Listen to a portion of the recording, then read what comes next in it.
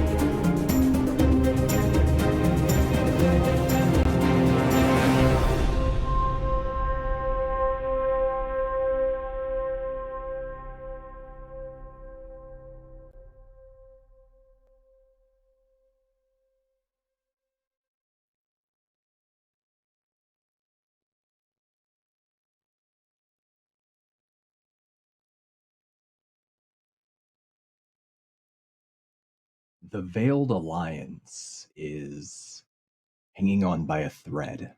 Their mission to seek aid from the Oracle of Golg against a snake-like shapeshifter group of individuals and their growing cult nearly ended in tragedy when the cultists summoned a gigantic snake from beneath the village of Alteru.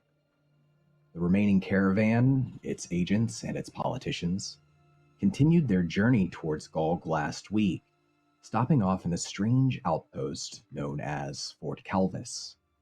The fort there is run by House Tsalaxa, a great house who deals in spies, assassinations, and other nefarious work around the tablelands.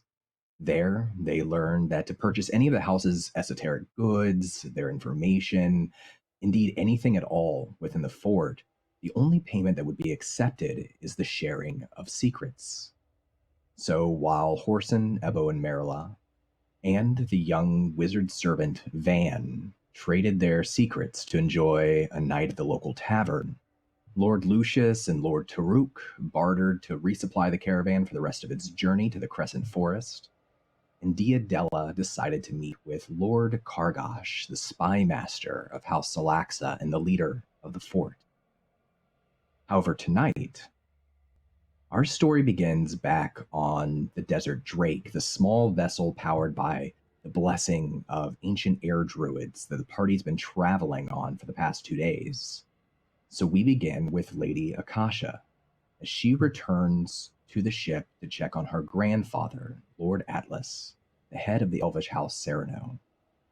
Welcome back to Dark Sun, Christina. Hello. Hi. Hi. Hi. You were with the rest of the group in Fort Calvis briefly, and as they went on to the tavern to drink and sort of relax for the evening, hopefully, they hope, you return to the ship. And as you approach, it's nighttime in Fort Calvis, and you're moving down the street. There's agents, merchants, all wearing House Tsalaxa garb, this dark black with spots of yellow, a lot of them with yellow sigils on their shields or scarves wrapped around their necks. And the elvish runners, the guards that have accompanied you this far, are standing watch, keeping a wary eye out around the ship itself. And there's a dozen of them, keeping guard with their spears and their shields. They sort of part as you approach so that you can climb up onto the deck of the ship. You don't see your grandfather anywhere on the outside of the ship. If you want, you can describe what you imagine Akasha looks like and how she's moving down the street as well. On the street, not the ship? Just walking through to get to the ship. That's right, yeah. At the edge of the fort, near the gate. Just walking by kind of hesitantly and still smiling at everyone, but it's more of a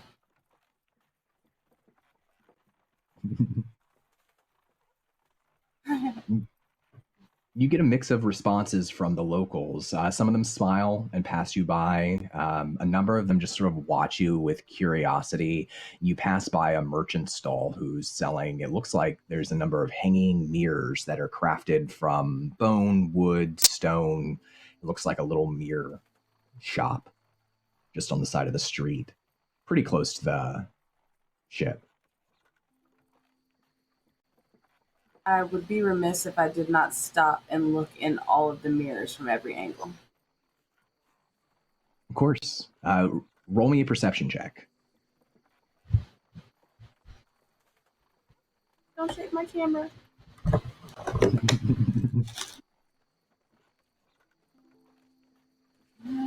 That's a 15.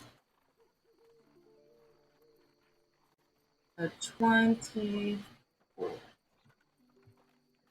Okay. You see yourself from many different angles, all of them, or at least most of them, very flattering. And the merchant, who is a young, bald mole, so broad-shouldered, very muscular, but wearing fine black tunic outlined with yellow and the sigil of House Tsalaxa, which are these two glowing bestial eyes on a black background, emblazoned across the shirt. He just sort of leans out the stall and looks up at the mirrors as you're looking around. And he says, Do you see anything that you like?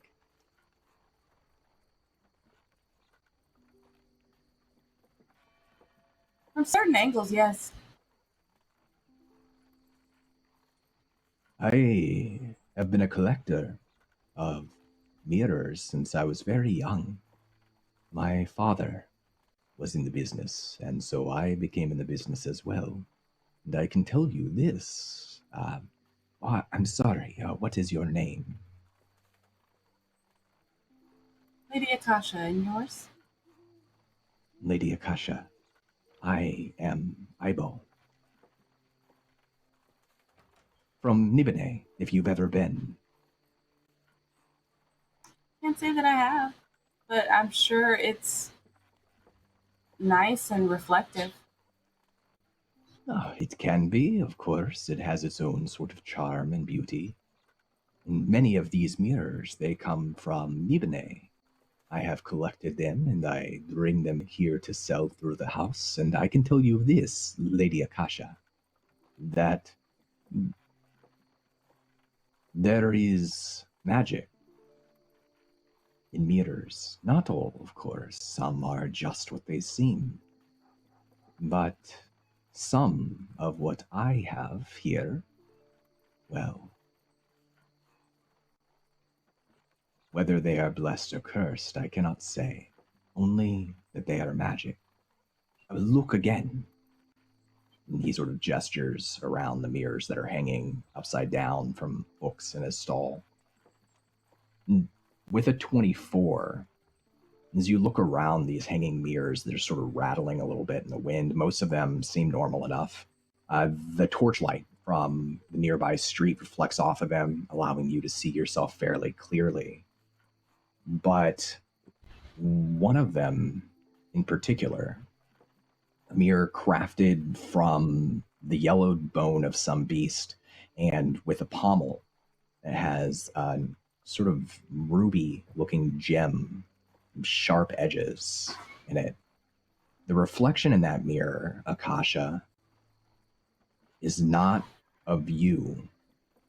It is of an older-looking human woman with purple eyes and short, dark hair, wearing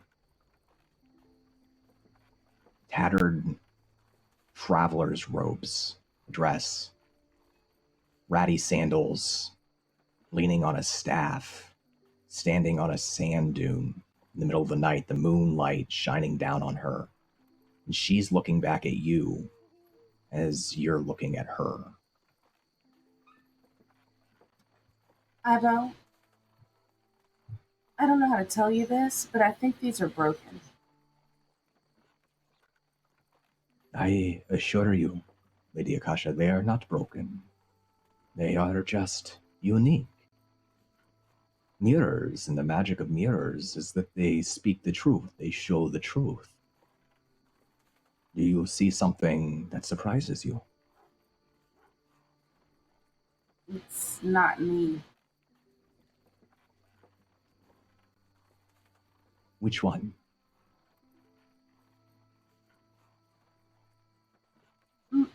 Just a question out of morbid curiosity. Is this something you offer to all of your clientele, or is there a particular reason that you're making this offer of magic to me? Here in Fort Calvis, I offer the same goods to all who travel through. As long as they are willing to pay the price, then I am happy to trade.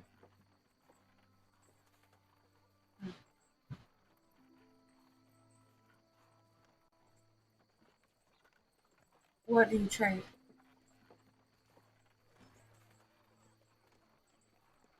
Here, we do not take coin. We accept secrets. If there is something you wish to purchase, you merely need to offer me a secret that you believe has equal value to what it is you seek.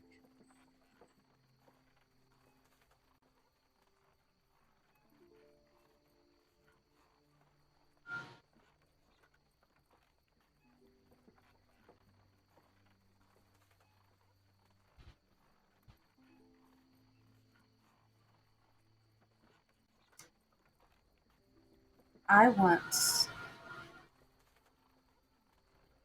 saw Praetor Rizar commit a crime. Very interesting. And which mirror is it that you wish to purchase?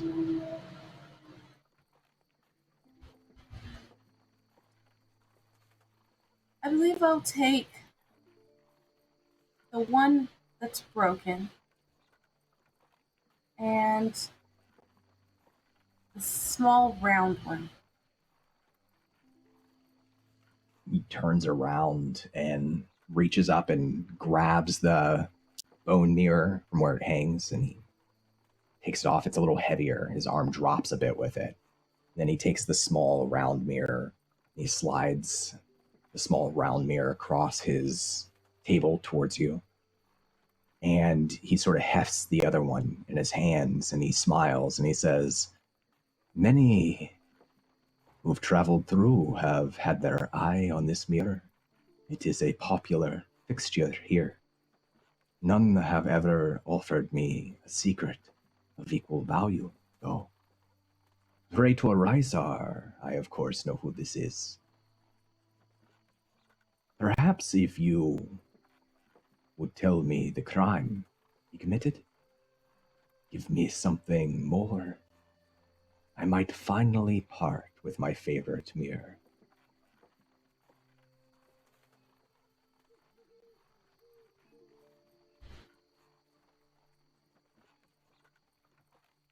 You didn't hear it from me, but I heard he might be involved in our missing Caesar somehow.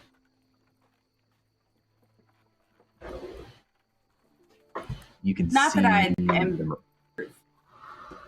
you can see the merchant's eyes narrow and his smile fades a little bit, and you can tell that he's trying to read you. Now, I'm going to need a deception check.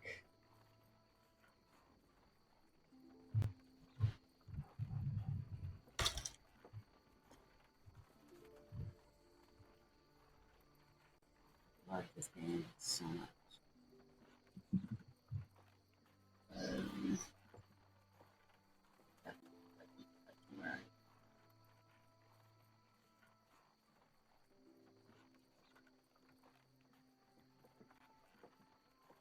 It's going to be a 22.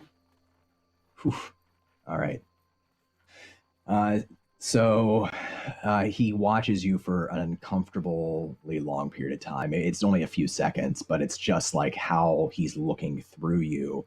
And then he smiles again and he says, "Well, that is a very interesting secret indeed." He slowly slides the mirror across the booth towards you and he says, "I hope that in this mirror you seek and find something true about yourself, Lady Akasha. May it serve you well." And I hope that you sell a lot of mirrors. I do all right.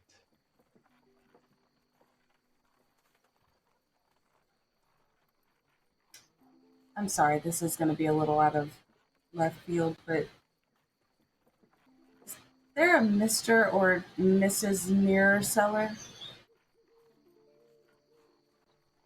There was, yes, once. Oh, it was. Sad. That's sad. Too sad. Did you get off soon? Close up shop? Go and grab some bread? He looks up to the position of the moons and then around both ways down the street. He says, "Why, yes, of course. Within a matter of an hour or less, I believe I will be done here." Hmm.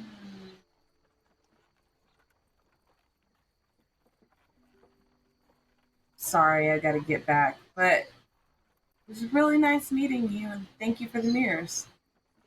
Of course, and thank you for the secret. If you change your mind, I believe I will be taking a stroll around the garden for a time before I return home. It is just there, in the center of town. I'll be sure to keep that in mind. I hope you do. Anyway, I'll be off.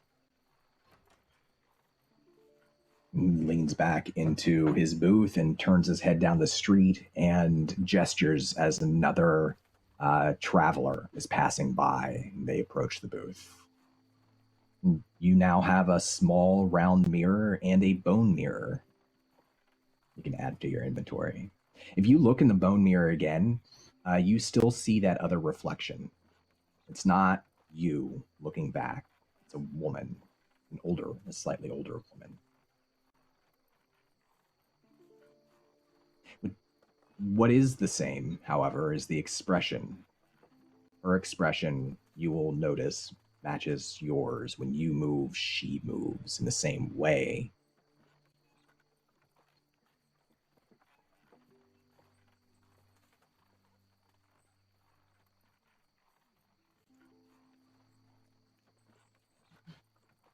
And shudder.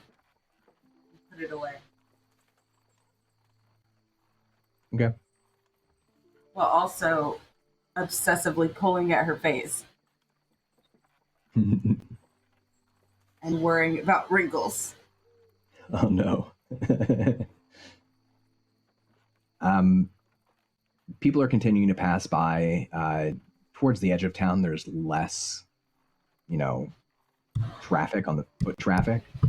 You can hear more people towards the center of town. You've got the ship right there, the guards keeping watch.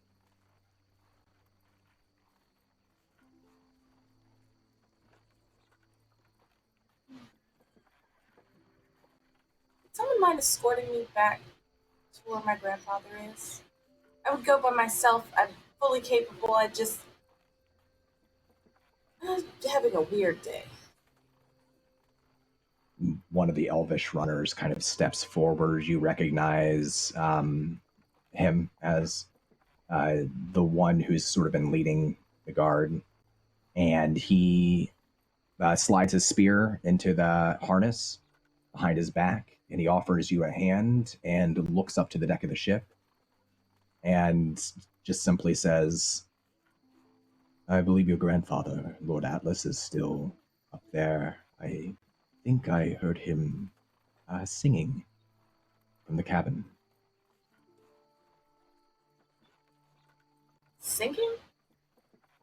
It sounded like song or an instrument. I couldn't tell. I'm sorry, my lady. No apologies necessary. Thanks for the update.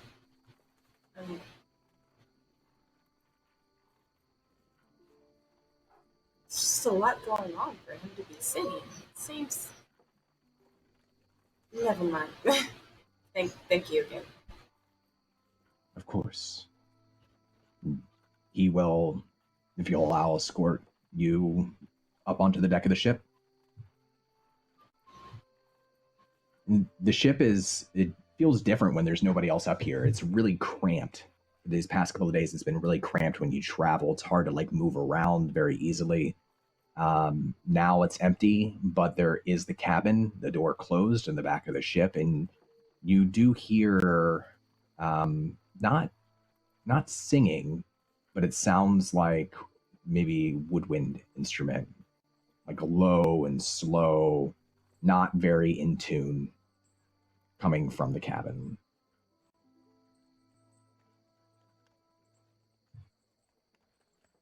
Press my ear up against the door, and I start to slowly push it open. And I creep on him for a couple of seconds. Kind of chuckle as I look at him play with this little horn. And You can see. I'm I'm going Sorry. to dance into the room, Okay. like offbeat You can see as he is. you keep up with his offbeat. He's sitting at the desk with all of the everything that's like this is where you're storing all your goods in this cabin, so it's very very packed. And he's kind of got his back turned slightly to the door.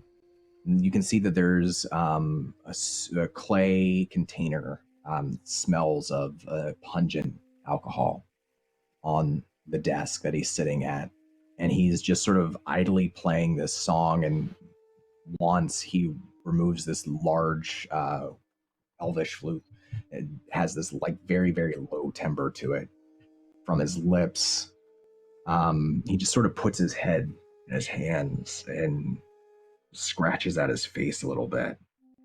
And that's when he turns and he notices you dancing into the room with a bit of a start and says, dear, I thought you were off with your friends. I just decided I was ready to be done. I come check on you. I'm fine, of course. Just enjoying a little solitude. And a little ale, apparently.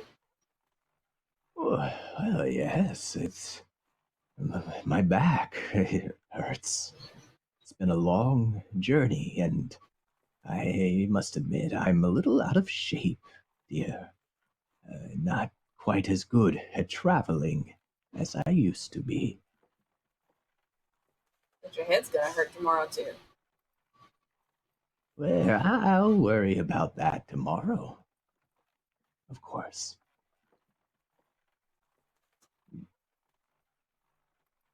Did you have your meeting? No, it'll be tomorrow or the next day. Once we reach Golg, we'll meet. I believe we're just staying here the night and then setting out again in the morning. Why don't you sound certain? That seems like something you would know. To be honest, dear, Lord Lucius and Lord Taruk are dealing with most of the preparations, and they've not been as communicative recently since Eltaruk.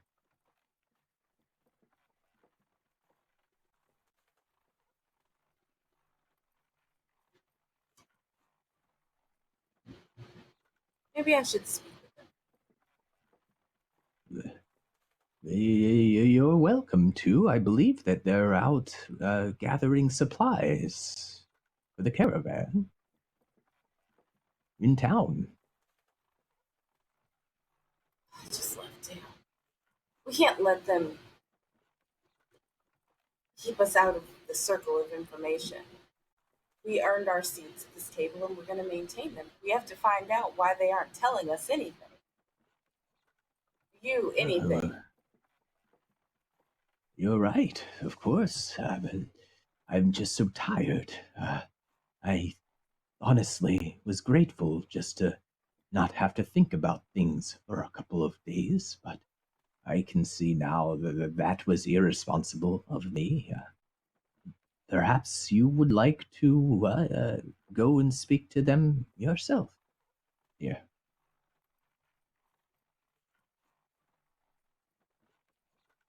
Why don't you get some rest? Don't worry about anything. I'm sorry that I brought it up. I will take care of everything. I know you will.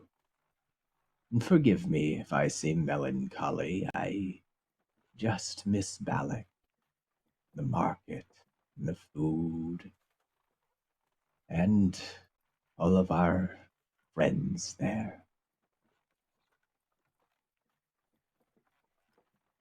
Got me. I am very grateful for that. you. Yeah, always. Always, always, always.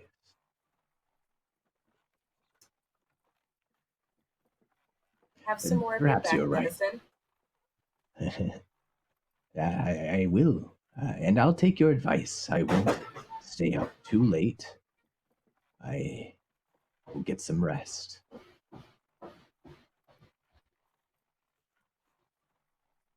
I will do what I have to.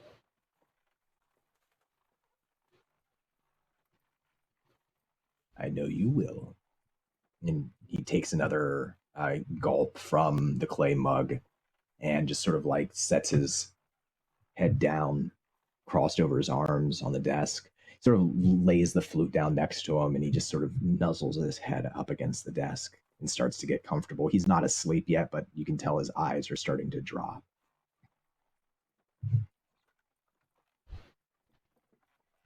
Grandfather? Yes. Have I been looking a little more wrinkly to you? Oh, no, dear, no, of course not. You have hundreds of years to go before you have to worry about that.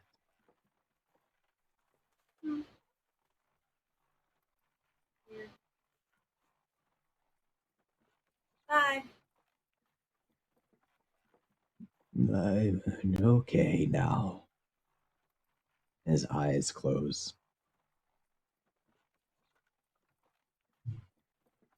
Just gonna tuck him in and then leave.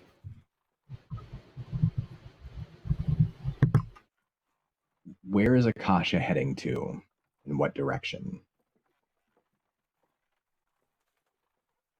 Figure out what I need to do to get an audience with Lord Lucius. Okay.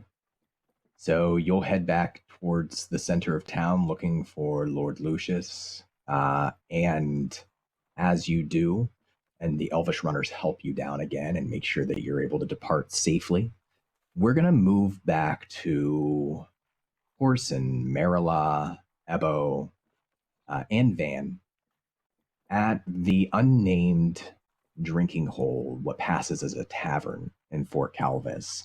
So imagine, to describe it again, this is like a rundown place. You had to share a secret to get in. That was the payment to enter. But once you're in, you can drink. There's 2 large kegs in the back, and you can pull one of them strong, one of them sweet. That's what you've learned from your couple of drinks so far. And to sit down, there's no tables. Instead, it's just a series of these benches where people are sitting facing each other at opposing benches fairly close. There's enough room to walk between. And they're engaged in conversations. Some of the conversations appear to be lighthearted and joking. Some of them appear to be very intense. It's a fairly full place, and not a lot of people are paying you any particular heed at the moment, but you've all gathered together in one area close to the casks. And when we left off, the door opened up and a group of House Tsalaxa agents walked in wearing black armor accented by yellow, including a tall, thin, slightly nicer dressed armored individual with a hood over their head, wearing a yellow mask that concealed their face. And as they entered, the House Tsalaxa agents in the little drinking room in this place either stood up or from their seats turned and clapped for them before going back to their conversation. That group begins to disperse into the room, and the 3 of you, along with the young servant Vann, are together.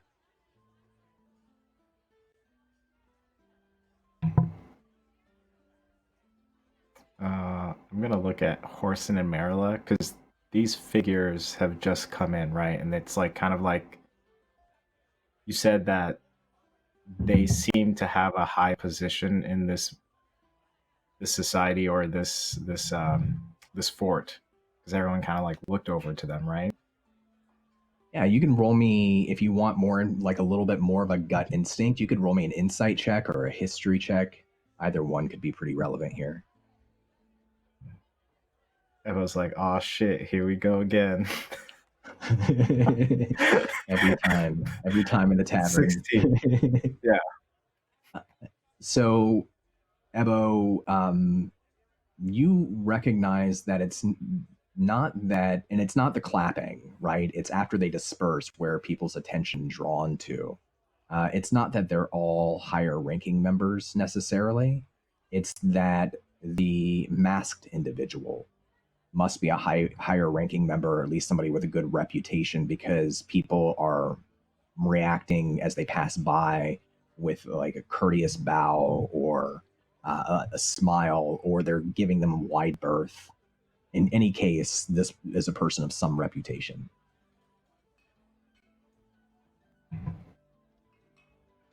I'm gonna say to Horsun and Merula, just because. I don't have a good feeling about this. It feels similar to our time in Alter. Well, maybe we just keep our heads down and our eyes peeled.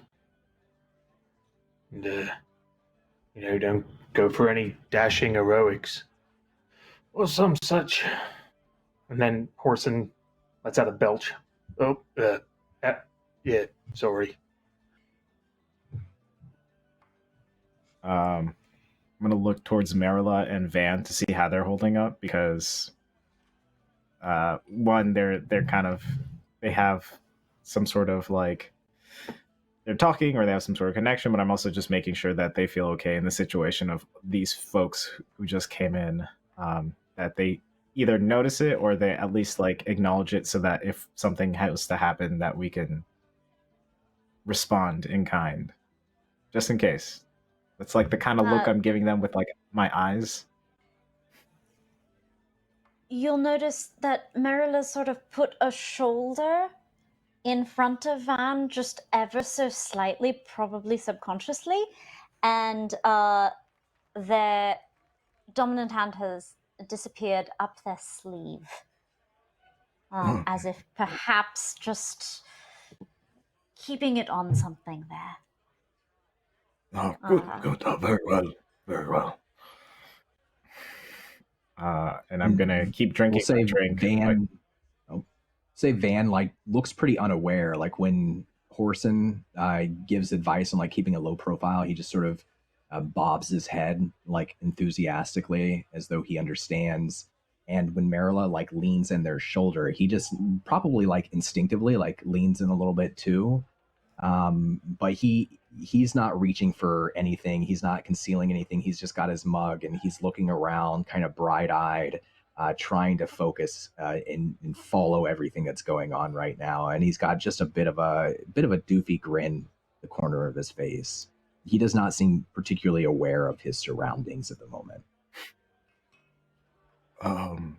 Vann, do me a favor and just focus on your company.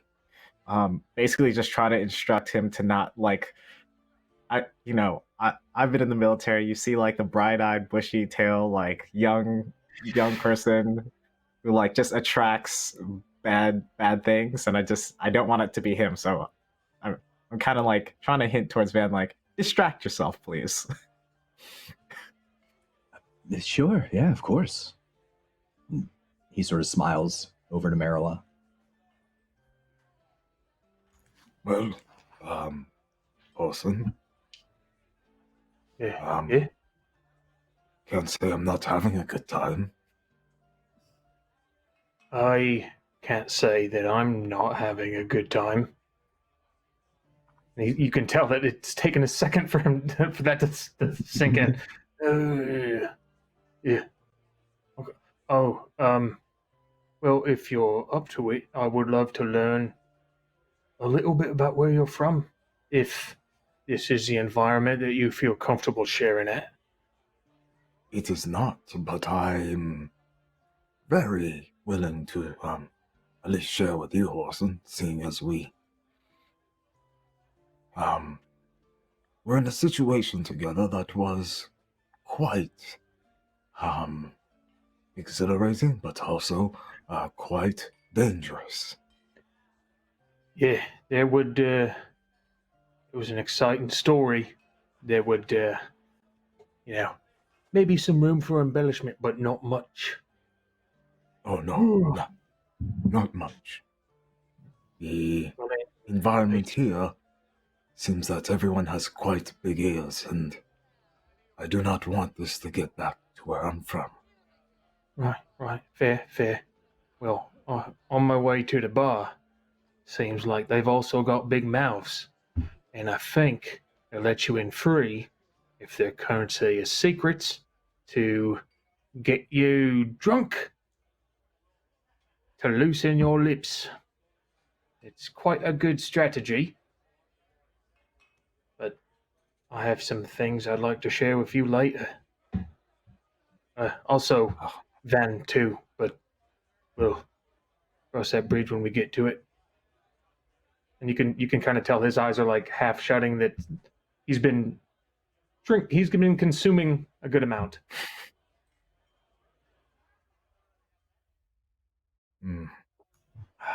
Well, well, it is quite good to relax here. And I'm just enjoying kind of nothing chaotic happening at the moment. Absolutely. Is anybody else doing anything other than just trying to have a nice time right now? After... Oh, sorry, go ahead.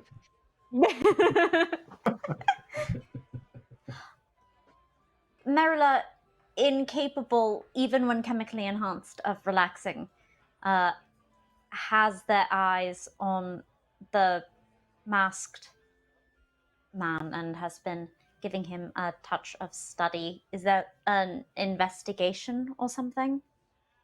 Sure. That I could do? You can do investigation. Sure. 15?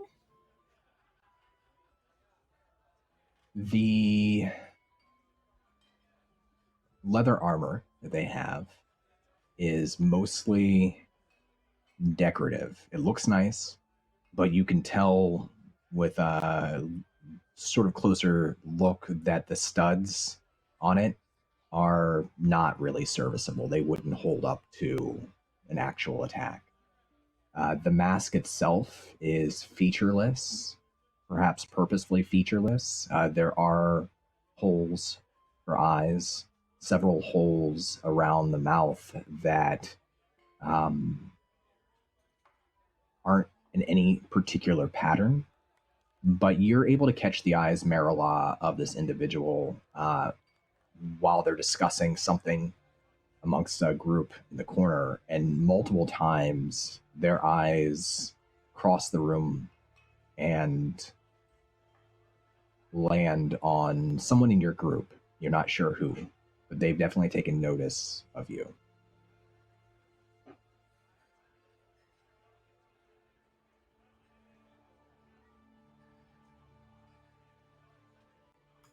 Perhaps an even lower profile might be recommended.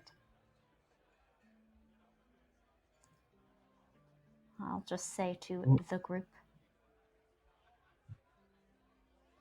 They have interest in at least one of us. Well, it's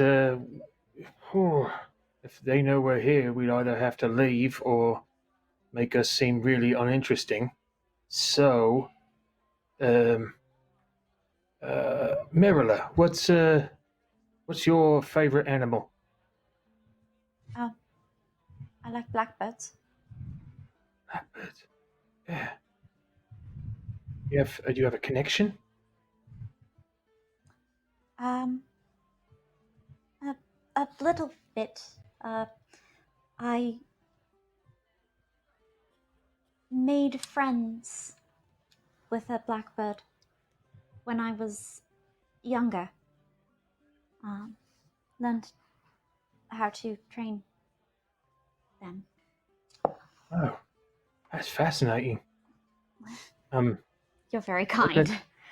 It's animals are great. I've been, spending most of my time in Valak and just little things here and there. I don't even get to see birds that often, so I think that's neat. What about you, Van?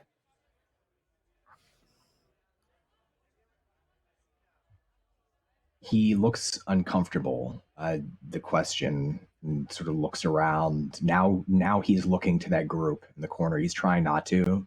He's got like it's kind of long curly hair, so it's kind of brushed over one of his eyes. So he's sort of looking through his locks towards the group, and he says, "Oh, I'm sorry. What was the question?" Okay. So we've been drinking. We've been having a good time. Eyes on me for a quick second. Okay, just focus Yes. on me. Okay. Uh-huh. What is your favorite animal?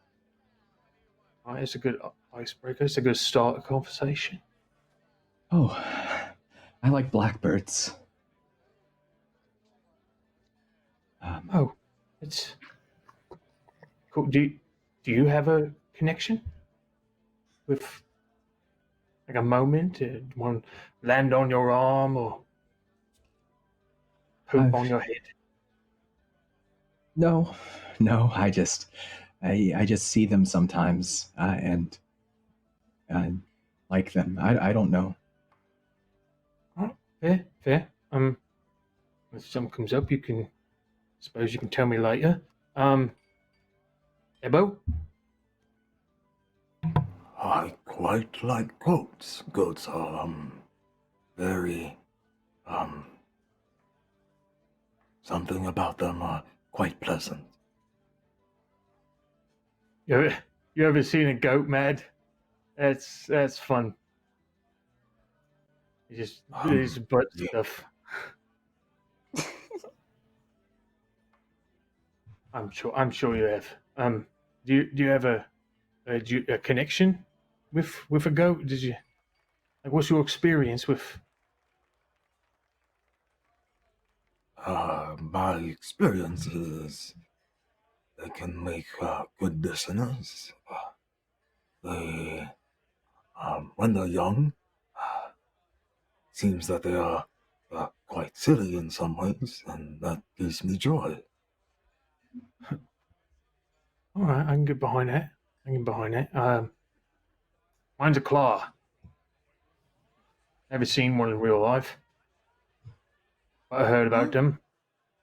It's like it's described to me as like this big, huge. It's like it's got big, thick paws with claws that come out and this big, stocky stuff up here. It's huge, maybe like 10, 12 feet up. And it just mauls its prey. It just doesn't even use its claws, just smacks it, and then it just falls. So that's what I've heard, and I think, I think that's pretty cool. Well, that's quite terrifying. That's very violent. Well, violence was my profession, so I guess I'm not as averted to it as everyone else. Anyone else want another drink? I'm getting a little low. Sweet. Let's I'll do strong, and I think this should be our last round. I can agree to that. Merula? None for me. Thank you. Okay. I'll be right back. I'll keep an eye out. So, do any of you know how to whistle? Yes, I do. I do. Okay. Well, something happens, just whistle. I'll come as fast as I can. And then Horsun will get up and go to the bar and get too strong and a sweet. During the time that Horsun takes to walk to the casks to pour more drinks. The yellow masked figure departs from the group of individuals that they're with and walks down the center aisle in the general direction of the casks, turns and stops right in front of Merula, Vann, and Ebo, and they cant their head down in your general direction so that you can all see the eyes of their mask and the dark eyes behind them lit by torchlight, just visible through the shadows of those eye slits. And they say to Ebo, "Would you mind coming with me?" I would mind, and I quite am enjoying my stay here.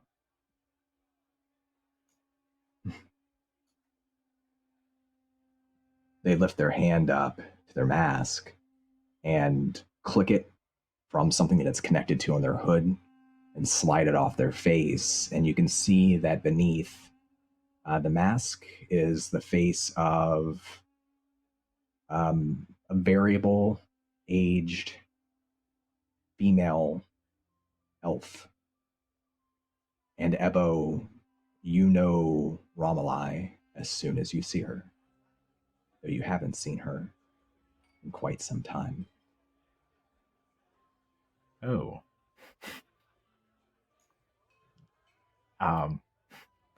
Correct me if I'm wrong, because I don't remember. Totally my daughter, right? It's totally your daughter, yes. Okay. It is your daughter. Oh, Ramalai, what are you doing here? It's not safe here, and how did you find me? I work here, Father. I work for House Tsalaxa. I have for quite some time. Why are you here? Well, and who are your friends here? Yes, I kind of want to Nope. Well, this is Horsun, Merula and Vann here. Lovely people. Hello. Good to meet you, Merula, Vann, Horsun there. I'm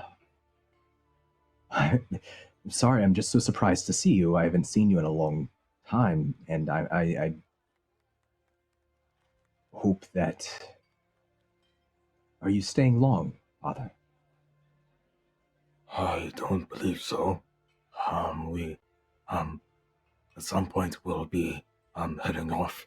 I agreed to go on this journey with, several houses of, from the, Balak. Yes, House Jarko, and she gestures towards Horsun. House Akatia, of course. And I'm sorry, Vann, I don't know you. It's interesting company that you're keeping, Father. I wouldn't mind catching up a bit while you're in town. I don't want to take you away from your friends, but I'm just happy to see you. And looking well, too. Oh, yes, of course. Just,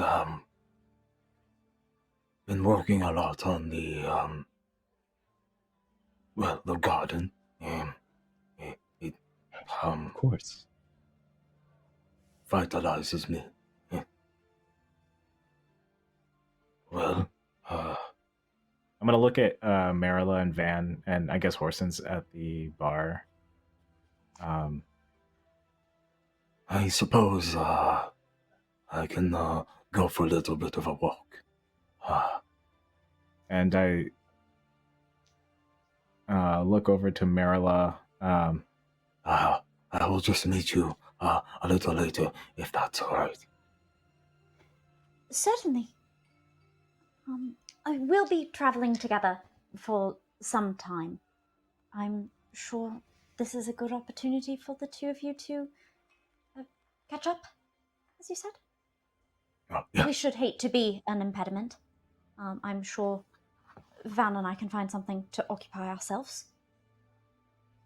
We're resilient, resourceful, all that. Certainly. I will see you later.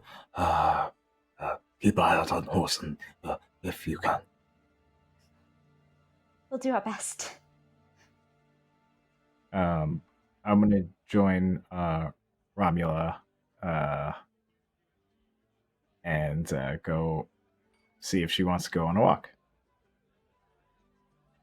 You all notice that the eyes of many of the individuals inside this drinking hole are watching this conversation. Some of them listening, obviously, some of them just kind of casually glancing to it from across the room. And Romilai looks to Merula and Horsun and Vann, and she says, I won't keep him long, I promise. I wish you all well on your journey. And be careful of these merchants here. Some of them ask too high of a price. She slides her golden mask back over her face. You can hear it click as it settles into something in her hood. She offers Ebo her elbow, her arm. I take it and pat her forearm. But also I wanted to know, did Romilai, when she took off her mask, did she make sure that we're the only people who saw her face and everyone else couldn't see it, like, from behind? Or was she, like, was she embellishing taking off the mask? Most people probably could not see her take off her mask, but I won't make you roll to know that there's people in all directions. So, yes, somebody could have seen her face. Gotcha. Okay. Horsun? Yeah, so would I have the drinks by the time they are departing? Yeah, absolutely. You could even get there before they depart. Gotcha. So Horsun would like approach as they're like getting ready to leave. He's like, "Oh, I guess I'll drink yours in, or you want to take it real quick?" Yeah. One moment. I say to Romula and pat her forearm. I grab the drink and I drink half of it, like chug half of it, and give it back to Horsun. You may have the rest. Okay. Are you okay? You need help? No, I am fine.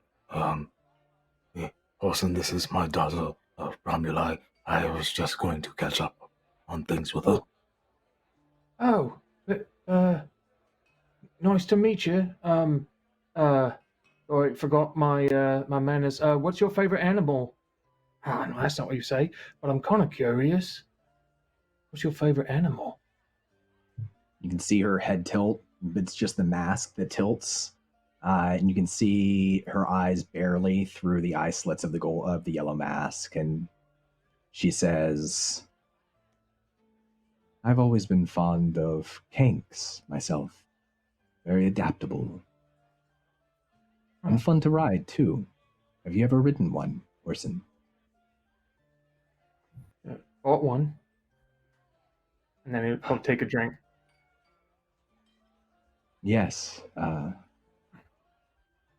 didn't see that fight myself, but I have actually studied many of your fights in the Criterion. Well, I don't know how to. That's neat. It's just business, though you do have an impressive record. And for kinks, you should try riding one sometime. There's nothing like going straight up a mountain cliff on the back of one. Exhilarating. I will keep that in mind. It has been a pleasure to make your acquaintance. And yours. Enjoy yourselves. As I said, I won't take up too much of his time. I'm sure you're here on very important business. She sort of gives your arm a gentle squeeze. What'd you say? The importantest businesses. That gets a soft laugh from her, just barely audible, and then she pats and squeezes Ebo's arm gently, and turns to start walking him out of the room back to the street. Ebo, she doesn't say anything as you're passing by other individuals who are watching the two of you travel together. When you leave, the guard who is outside steps aside, doesn't say anything. She turns and starts to walk you towards the sort of would-be garden. It's a shoddy garden in the center of town that surrounds this large building, the tallest building in the fort, which is a bone bell tower. And you begin to walk down the street, but this is where we're going to move over now. Away from this scene, away from this group, and to Diadella, who is currently in the bell tower. Dia, you met with a merchant earlier this evening, and that merchant directed you towards who would be leading, who would be in charge of this fort. And in doing so, you learned that the person who runs this outpost is Spy Master Kargash, one of the highest ranking members in all of House Tsalaxa, and that they could be located and spoken to. You could get an audience with them in the bell tower. They gave you a key of sorts that would allow you entrance, and you press the key into the door of the bell tower, the door swaying open. You stepped inside, and inside was a spiraling staircase that seems to go up to a higher level of the bell tower, and a few flickering torches and a desk with several, not bookshelves, but side desks around it filled with books, just scattered everywhere, papers scattered everywhere. And sitting at the center desk, an ancient-looking human, an old man, wearing a yellow robe with a hood that's been pulled back, entirely bald beneath of it, except for a few stray, scraggly gray hairs sticking out of his skull. And as you stepped into the tower, he gestured with his fingers, turned his hand, and the tower door closed behind you. And he says to you, well, welcome. I was hoping you would come tonight. Please, have a seat, if you'd like. He snaps his fingers, and some splintered wood that's scattered around the floor forms together in the air, and then with a slam, turns into a chair that hits the ground on the other side of the desk. She walks confidently to it and takes a seat. She'll place the lantern up on the desk because I seem to remember it was having fun. Why not? We'll just put him up there.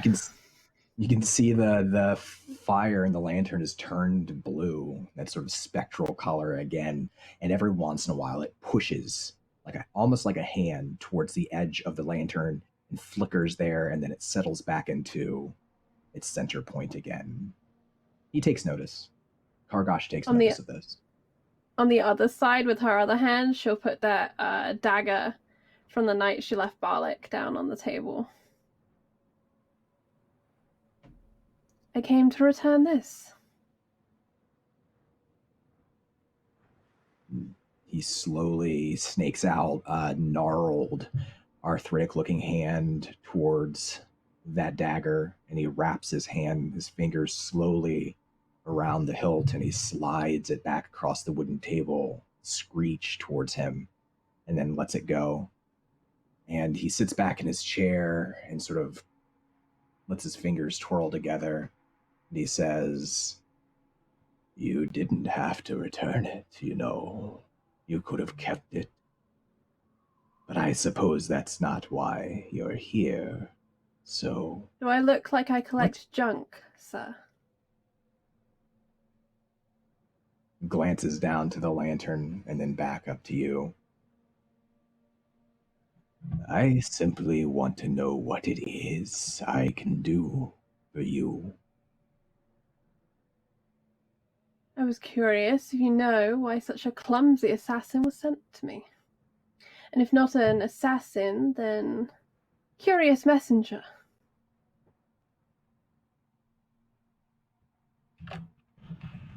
I know, of course, everything there is to know about it. But to share that information with you, well, you would have to share something in turn, I suppose. She picks back up the dagger and kind of feels the weight of it in her hand, and she'll flip it up, and then she's going to stab it point down into the desk. He doesn't flinch. You first. That's not how it works here at Fort Calvis. If you want something like information, let's say, on why there is a contract of sorts against you, what the nature of that contract might be, and who signed that contract, well, you have to pay.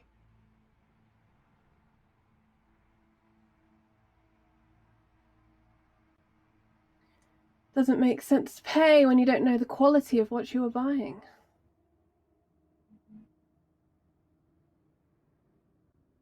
Well, I must admit, Dia, that negotiations are usually stacked in my favor. Call me by my name if you know it.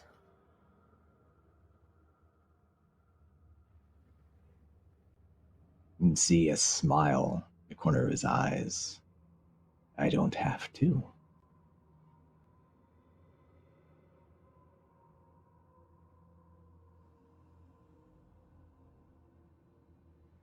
So, what is it you can do for me?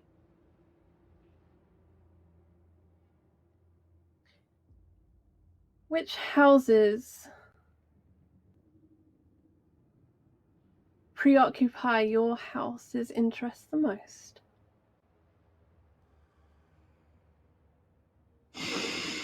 Oh, it varies. Right now, I suppose I'm interested in the individuals you find yourselves traveling with. And of course, I'm always interested to learn more about the Veiled Alliance, what it's doing, what its purposes are, how they're tangled up in this Caesar business. All of that is interesting to me. How about this then? The Lady Akasha calls herself Caesar, but she has a changeable disposition, which makes her unpredictable, and her attitudes make her weak. Lux Merula, however, I think they have great potential. And I question their father's role in everything that is going on. He hides a lot. Raises one gnarled finger. The contract against you isn't to send a message. It's for your head on a stick. I can't control the fact that not every one of my agents is as skilled as our best. And you are more elusive than most targets. Perhaps I will eventually be afforded a premium assassin then, and not some bargain basement chump. Perhaps. Would you like to know more?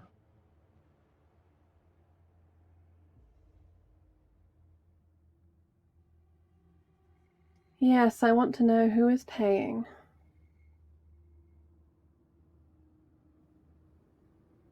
Well, that is a very fine secret I hold. What can you offer in return? There was an election held in Altaruk. The person set to win did not, 'cause I willed it so. The new head of House Wavir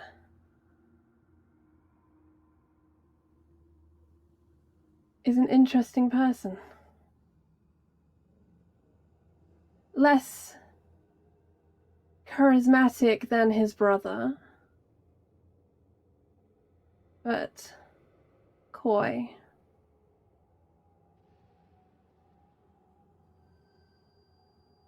And useful.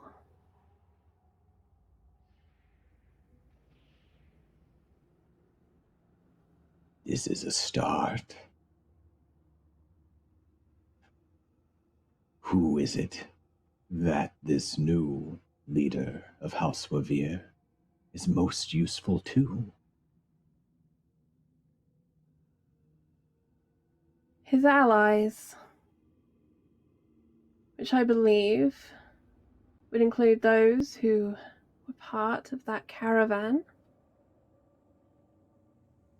and others who also serve on that council. The dominant houses.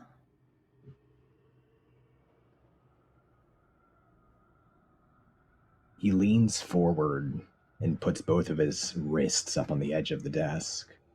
He smiles. I sense a large shift in power.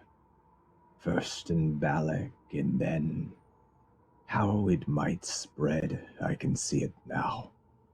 It's quite brilliant, really. What House Tomblador is doing. And House Draco. Sometimes it is not who wears the crown, but who guides the mind that wears the crown.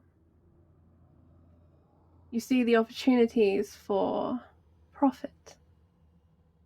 You have less of the risk of that blade that swings above you.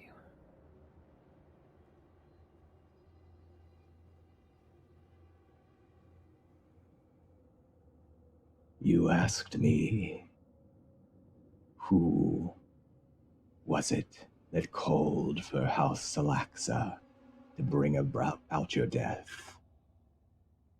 Is that what you truly want to know?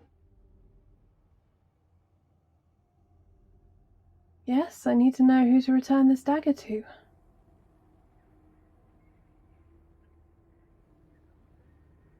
No. Ooh. I have another question that I would prefer to know the answer to. I can figure out who sent the assassin. I want to know who hurt my father.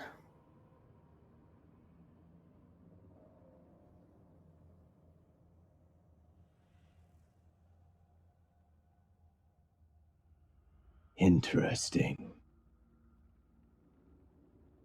You want to know the truth, not the rumor.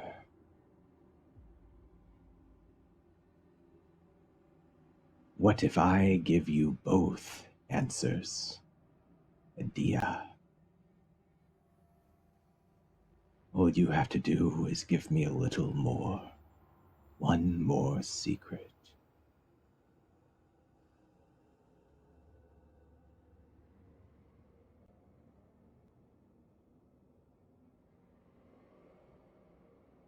I knew that under Altaruk there was a sleeping beast,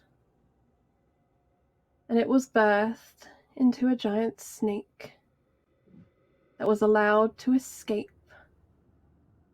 who will become someone's weapon.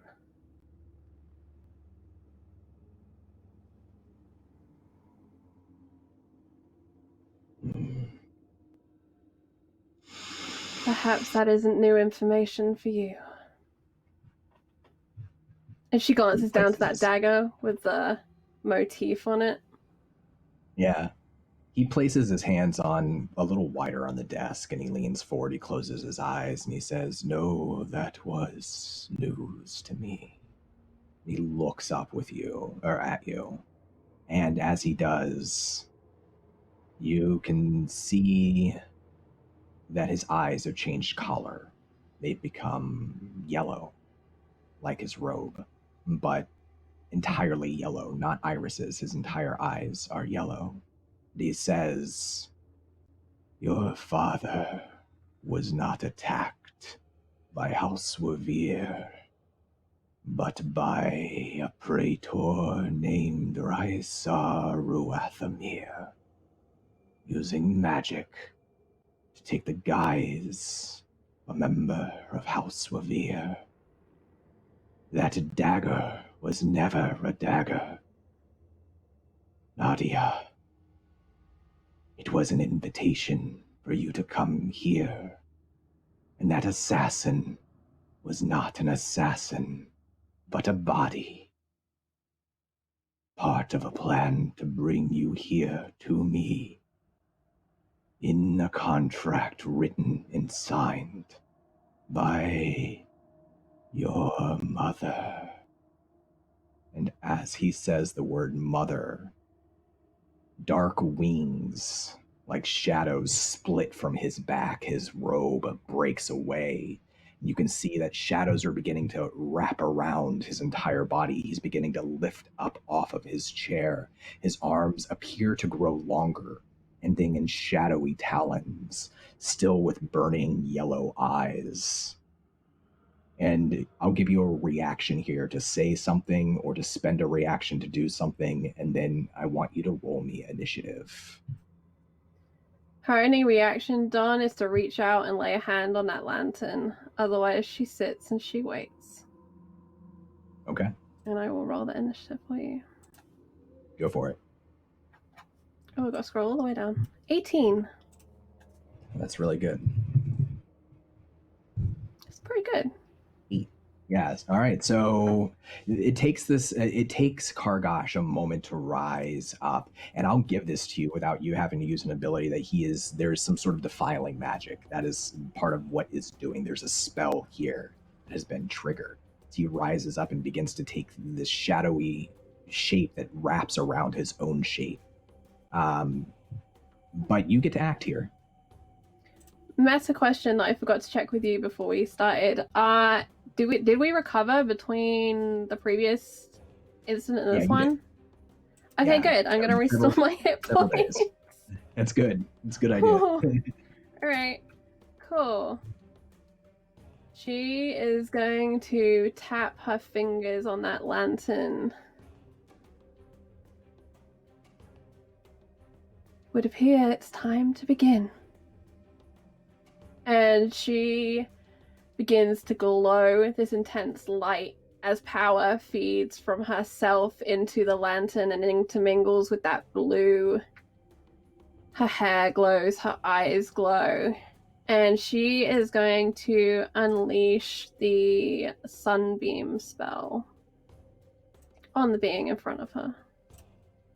Excellent. Go ahead and throw that up and roll 20, and I'll make the saving throw here. How much do you have left after this? That's all of my resources unless I want to begin overclocking. I mean, it's her biggest spell for now. What's your saving throw DC? My DC is it's based on my thingy. It's a good question. 14 is my key save DC, so I would guess that. Okay. Oh wait, it says 11 here actually on the Sunbeam DC, so I don't know. I think that's without modifier. I think it's, yeah, it's without your proficiency bonus, so it should be 14. Okay, Very cool. So an 18 is the saving throw, so on a successful save, it's going to take half damage and not be blinded. Correct. But you can still describe this and go ahead and roll me 68. 68, yeah. 28, so that'll be half to 14. And then other things may happen. I don't know what this creature can take. So essentially her hair glows hot white and her eyes much the same. And then slowly her features change as her hair changes from golden to dark brown to black. And her eyes fade to blue. And the hand reaches out and this arcane blast of radiant light descends on this creature. And in the shadows, anyone watching her face closely, she looks a little tired, winded, almost from the effort, and then frustrated. As this beam of incredible light strikes Kargash, you can see the shadow is ripped away from his flesh, away from his body. It actually disintegrates, it fades into the light. The wings themselves, as he's rising up and his arms are beginning to reach down towards you, crackle. It's like they're burning away into ash, and he drops from that shadow and slams back down into his chair, shattering the chair and grabbing onto the edge of the desk. In response. It's still your turn, though, if you want to use bonus actions, movement, anything else. I think actually that is all she is gonna do. I think that takes just for her a lot of effort, and her bonus action is spent just taking a breath after doing that. Okay. And staring into the darkness. When the ancient human, the old man's eyes pull up, and the tatters of what's left of his yellow robe still clipping around his neck, almost billowing away, just leaving his undergarments beneath. He looks up to you with those yellow eyes, and he raises a gnarled hand, and he hisses a word, and he makes a gesture, and dancing from fingertip to fingertip to fingertip is a spark of lightning. And then you feel the necrotic pull. You feel that tug at your stomach, that vertigo, as he defiles the area around him to cast a spell. And before he casts it, I need you to make me a Constitution saving throw. 4. All right. That's not a good roll. Let's see if he can make his. If he has to make one as well. He rolled a 20. He did. Yeah. Nice. So you're going to take 12 necrotic damage as he drains life from you to empower his spell.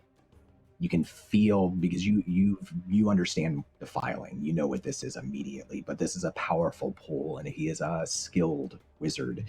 And a moment after he drains that energy from you and pulls it from the earth, leaving a ring of ash around the two of you in the dirt, he unleashes his spell, and a bolt of lightning dances from those fingers, coalescing into a ball in front of him and then firing directly towards you.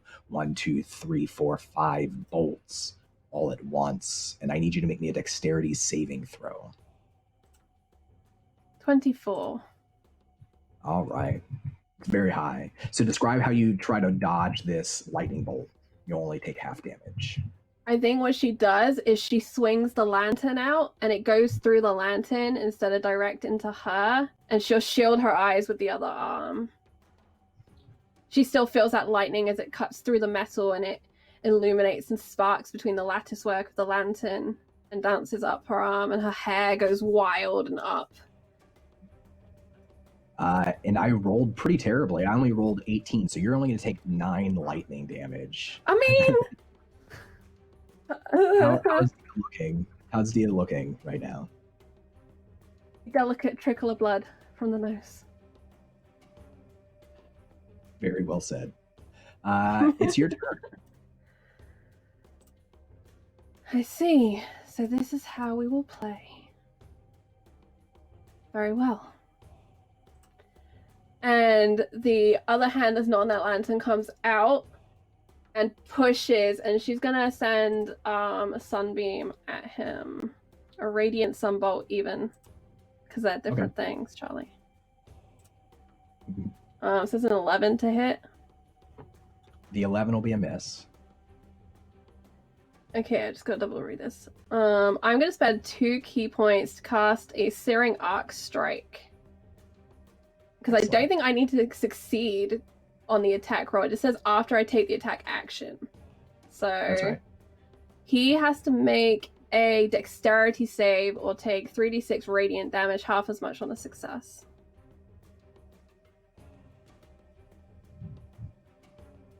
Seven, which will be a failure. Alright, so 3d6. 9. And then, does that count as my extra attack action or no? It doesn't say it counts as an attack action. It just says I can spend key points when I make an attack. That's correct. Yeah, it doesn't. So you still get to make another attack, too. I would like to punch this old guy in the face. Thank you. My fists are magical weapons.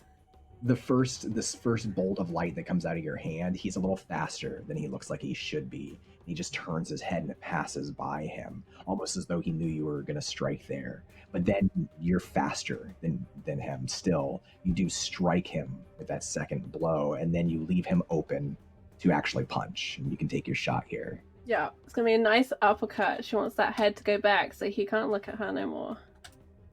21. That'll be a hit. Bam. To the face. 7. 7 punchy damage. And I think my fists count as magical now. Pretty sure. They do. Yep. And then you snap his head back, and you can see like 2 teeth go flying out of his mouth. 2 yellow teeth go flying out of the corner of his mouth. Then I'm going to spend another key point and make a flurry of blows to hit him 2 more times. Because I'm reading my character sheet and I'm discovering things. So that's a 13 for the first, and a nat fail for the second. 13? 13 will be just enough to hit. So there's another 4 bludgeoning. So the hand goes out and that sunbolt leaps and it misses. But what I imagine happens is it bounces back with that arcing strike, and it's the bounce back that hits him, and then the hand becomes a fist. She strikes out once, and then she cuts for a second, and then the third, I think that's when he dodges or she slips. And that third just sails through shadowy air.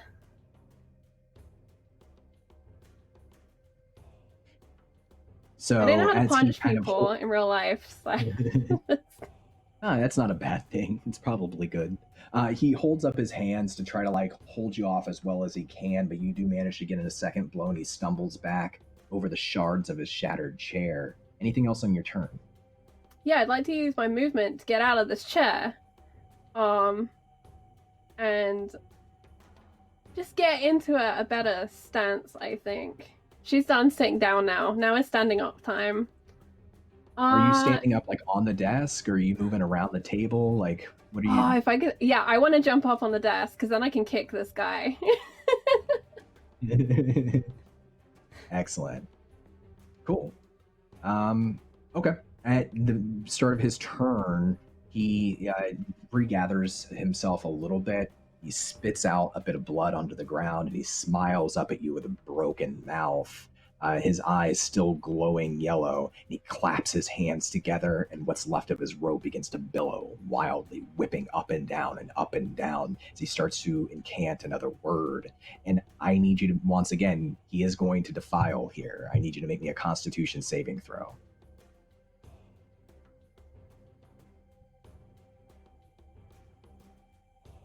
Oof. And this That's a is 4 again. This is a level 5 spell. You have to make a Constitution saving throw here too. I need to go look up what levels of exhaustion do in a second. Oh no. He fails. Good. As well, so you're both going to take this necrotic damage as he drains life from you and him, and this circle of ash is wider. You know that he's having to drain more energy, that whatever spell he's about to cast is more powerful than the lightning that he just cast. It's 20 necrotic damage to both of you. How's Dia looking now? She is looking like she's gonna fall on the floor with black veins, I think. I don't think I can do anything to mitigate that down either. That would, yeah, she's down. That's unconscious. That takes her out. Yep. Let me ask you this.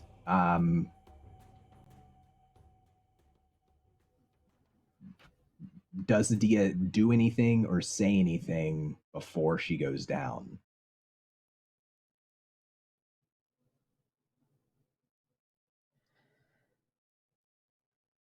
I think what happens is she's getting up to move and she's getting up on the desk and he begins chanting. That's how I'd like to frame it. He begins chanting and she just gets all of that energy sucked out of her. So she tumbles back into the chair to sit back down almost.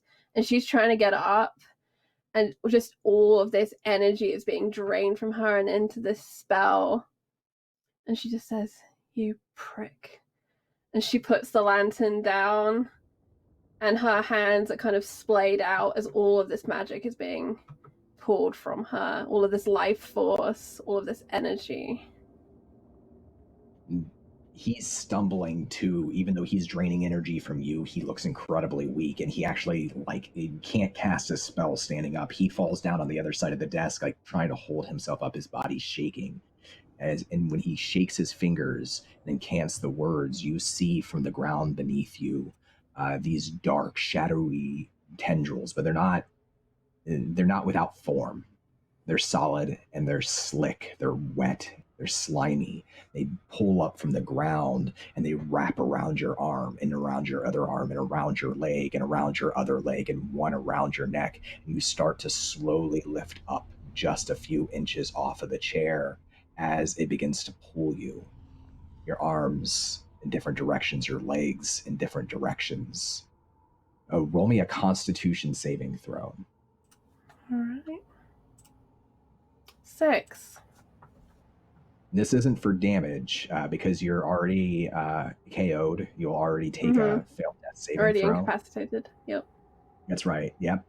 But this is just to determine whether or not Dia screams, and she does.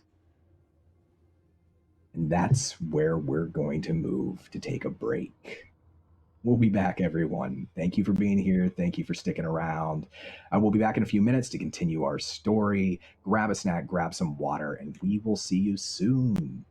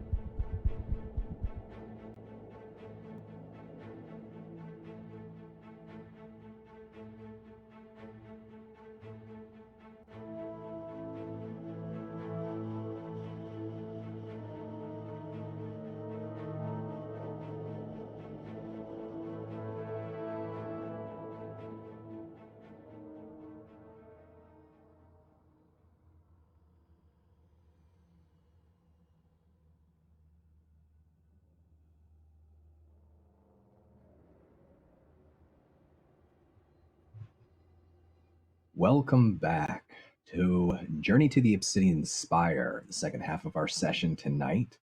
In the first half, Lady Akasha purchased an interesting mirror, perhaps magical in nature, and had a conversation with her father, or grandfather, and decided to go off and represent House Sereno and speak to Lord Lucius, perhaps Lord Taruk, about House Sereno being included in the discussions and planning for the caravan. So she set off back towards the center of town.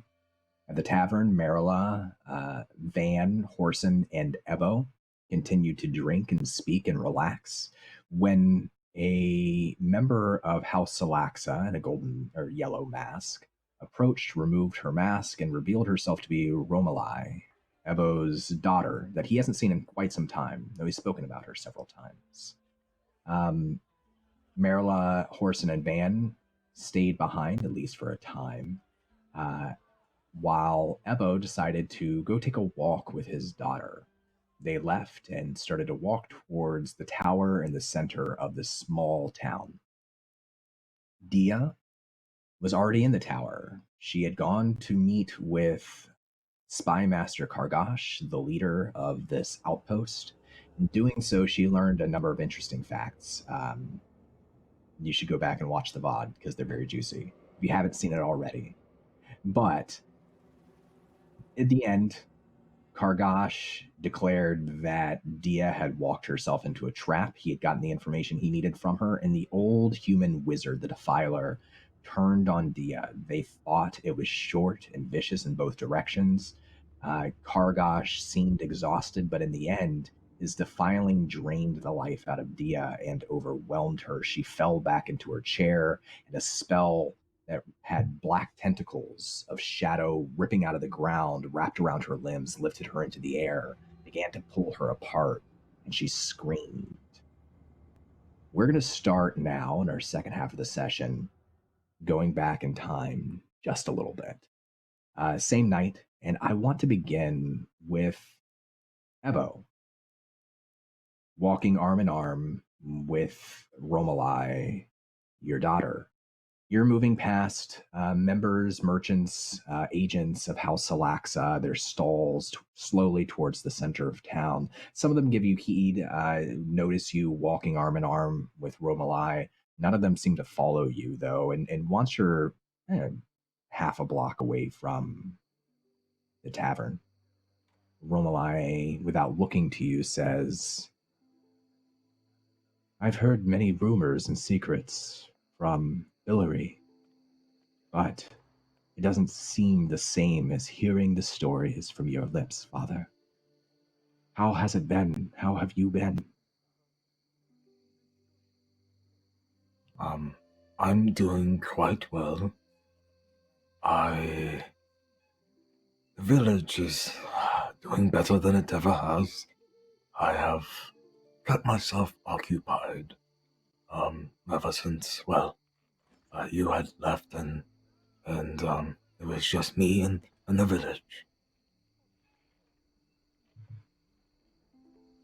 I've missed you, and I've missed the village. I like to think of the work I've done since then as helping, in a way, how I can, from afar. What is it that you're, up to, or how are you helping? Last I heard, you mentioned, when you were leaving that you were going to, be an advisor. It seems that your path has changed, which, that is certainly okay, but I would like to hear, how you arrived, to this, occupation in this location. I worked for a time for House Tomblador in Nibene. I didn't much care for Nibene, to be honest. Too many shadows, too many wizards. That's what I thought back then. I suppose they frightened me. Suppose wizards have always frightened me in a way. I left for Uric in the north. For a while, I thought I was happy there, working for House Wavir, mostly on banking matters. It was boring, but Yorick was safe. There was no war for a time. And then there was war, and House Wavir got into some trouble with the king of Yorick. They didn't fund his war machine the way that he had wished. And so the blame was passed down. Of course, it wasn't the house leaders who were blamed, but their advisors. I was cast out into the desert. I ran for a time, met elves that I had never known existed, tribes that I had never heard of. And one day, I was at an oasis, and a horde of, I believe they were Surins, lizard folk, working with some local bandits from a nearby village, attacked us. I thought I was dead, and it was a wizard who saved me. His name was Kargash. He was an up-and-coming talent in House Tsalaxa. And I didn't want to be an advisor anymore. I didn't feel like I ever made any difference advising. Working for House Tsalaxa, though, I have, and I've learned so much. Secrets, how to use secrets to change the world. It's not always clean work, but it's effective. And Kargash was not a kind teacher. He wasn't like you. But he never scared me.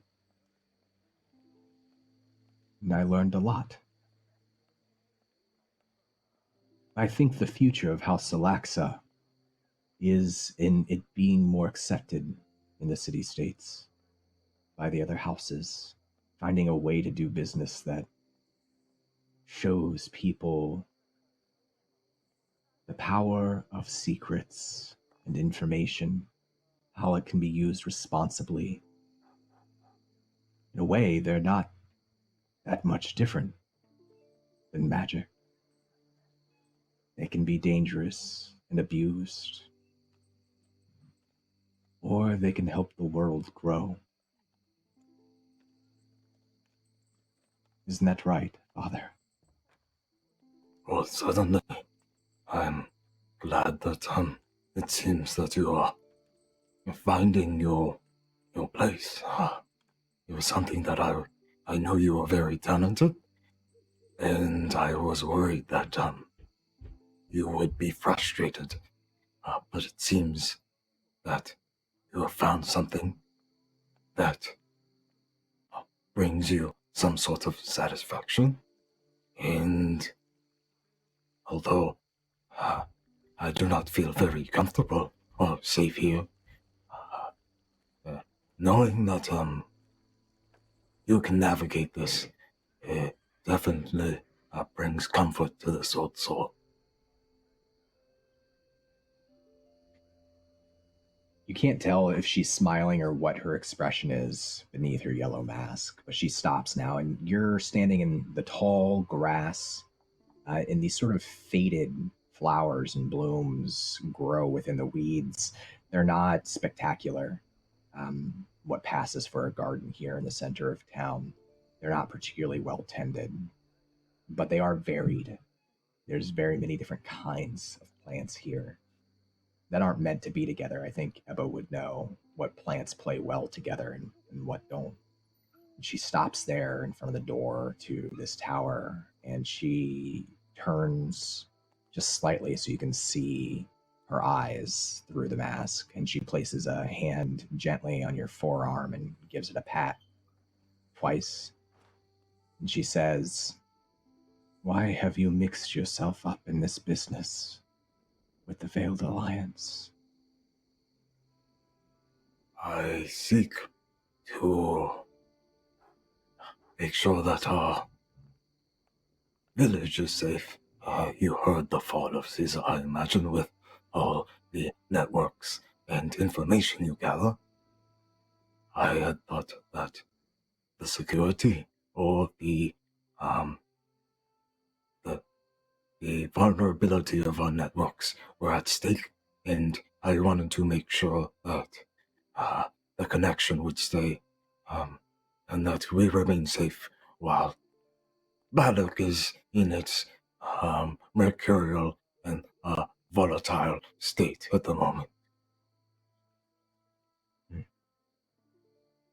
They're dangerous people. Maybe not your friends back there. I can't tell.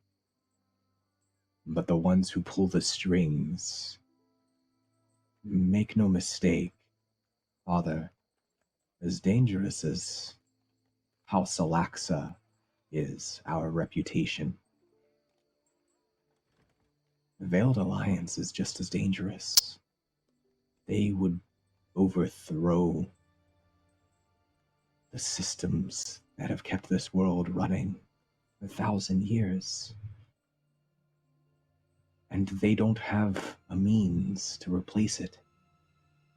Just chaos. That's all that would be left.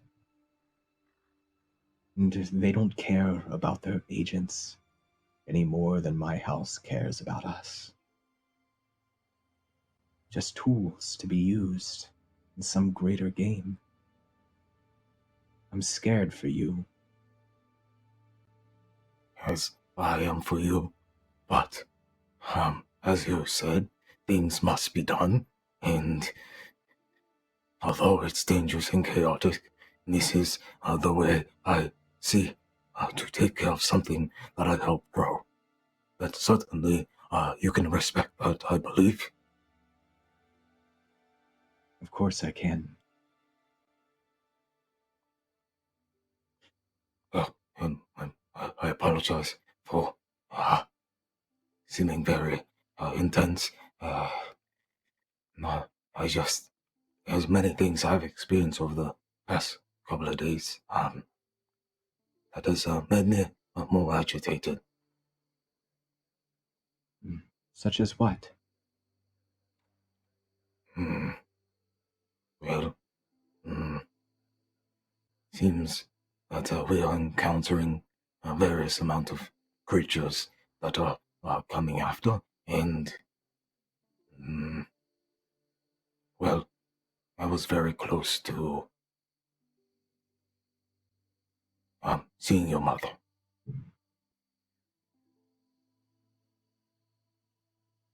And do you believe that if you stay on your path, the one that you're on now, that it will be you facing these creatures that you're speaking of? Yes, but I've learned some things from the other elder, and well, at least up until this point, I've defended myself using, well, various magics.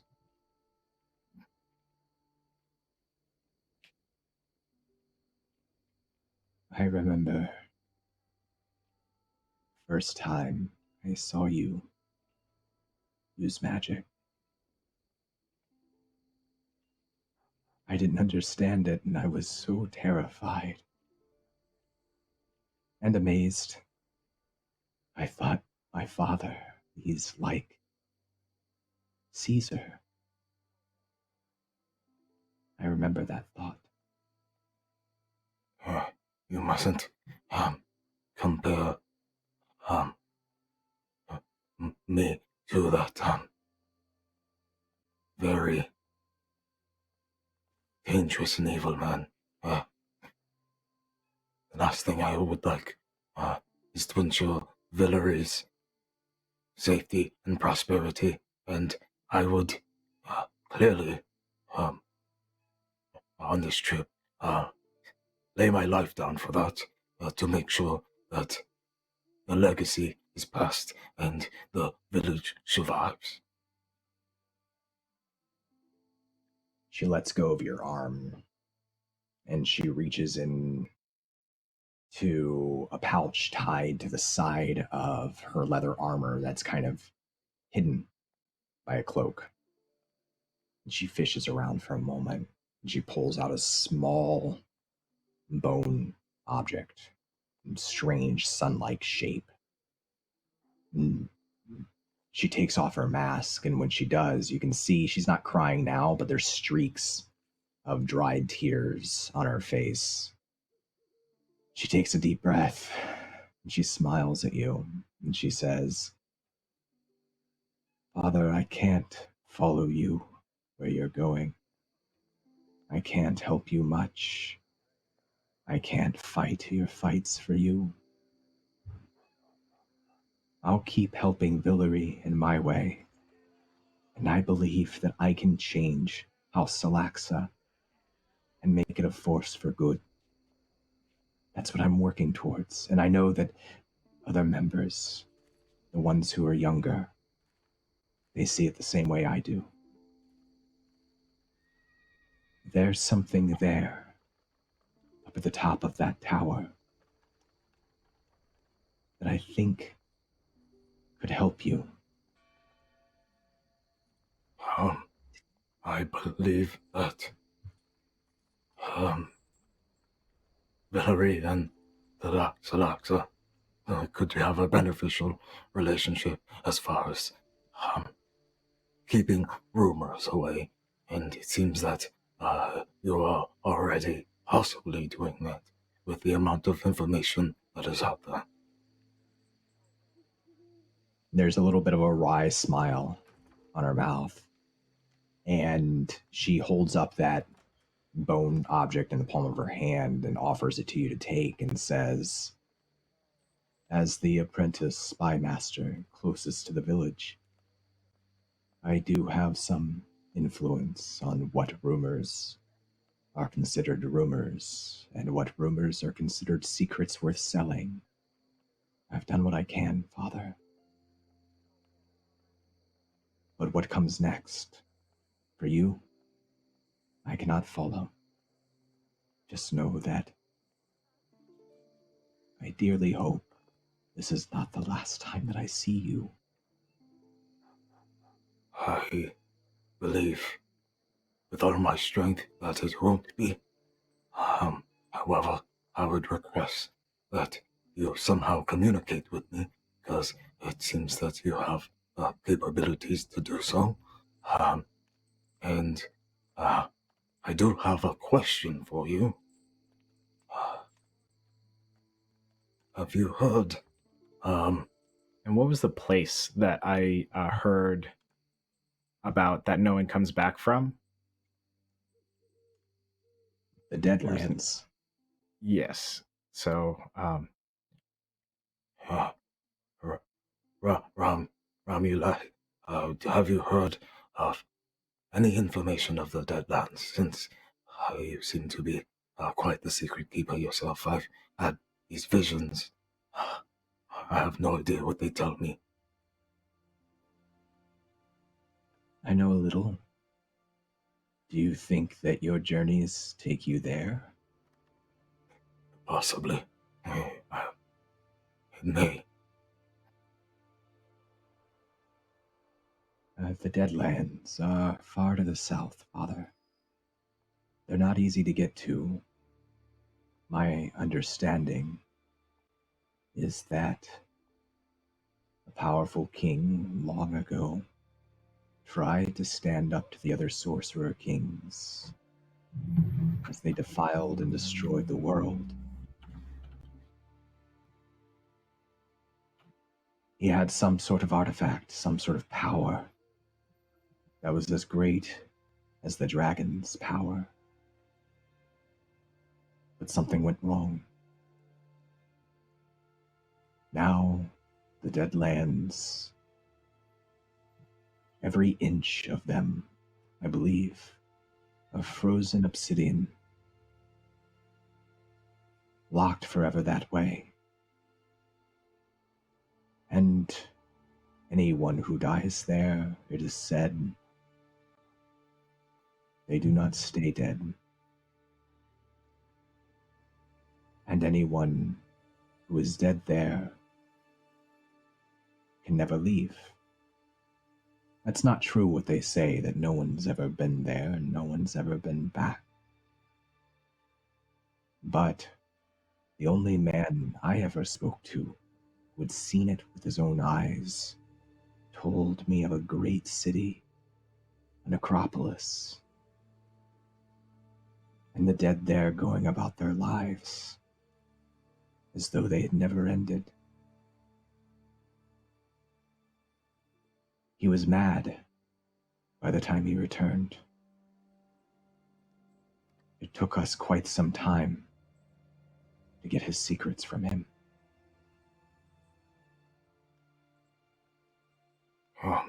That's what I know. That is quite concerning. Well, with this new information, I will definitely, certainly be cautious. I possibly may not still go, but it seems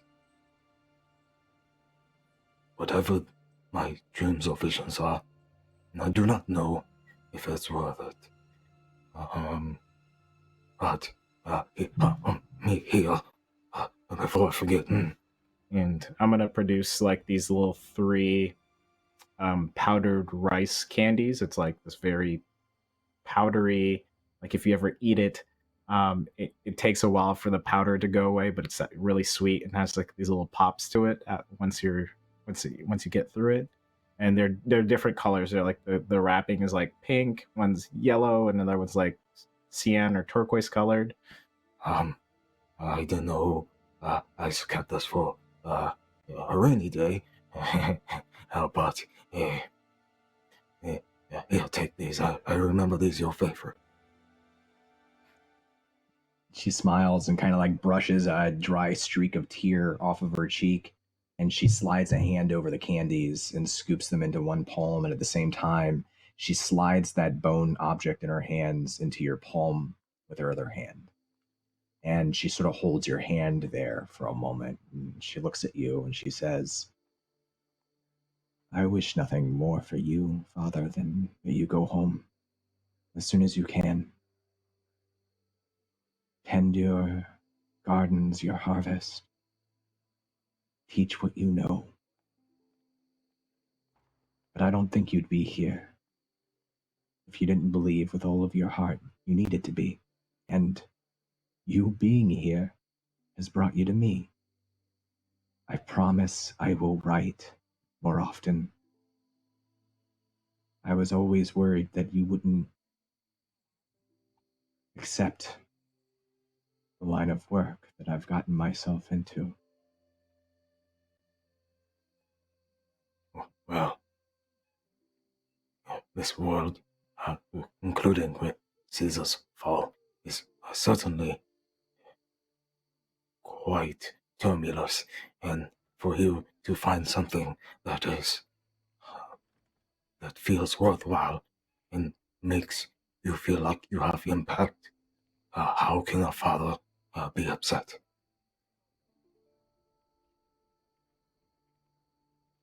At the top of the tower is a mirror and a wall. It's some sort of device that Kargash uses.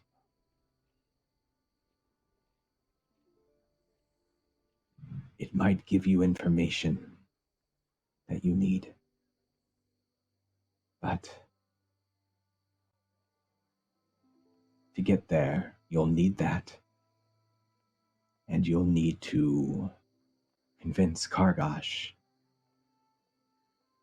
to let you through. You're going to need information where you're going, Father. As much as you can get. I see. Well, I will. I believe this economy here is secret for a secret, so I will do my best to, well, tell him something that he may want to hear. However, I hope that perhaps you can maybe augment it a little.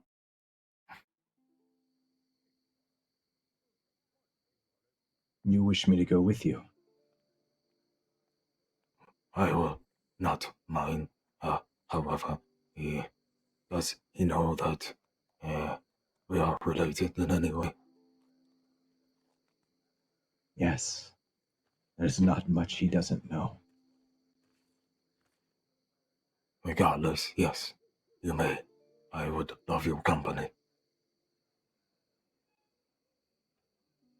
Very well. And for a moment, she does that like awkward, like, do I give? Like she hesitates. Do I give a hug? Do I not give a hug? I basically just go in for it, and I know that she is taller than me, but I will kind of just rub her back, and then I don't. She probably has hair of some sort or like anything, and like how some parents kind of just like the smell of their child. Like I'm just going to like take a deep breath and just hold them close um, and just share that little moment with them. Not too long though, as seeing that they are in their garb and in some sort of authoritative state. She holds on. You can feel like her fingers curling around your clothes on your back so that she can like grip into your shoulder and pull you a little bit closer.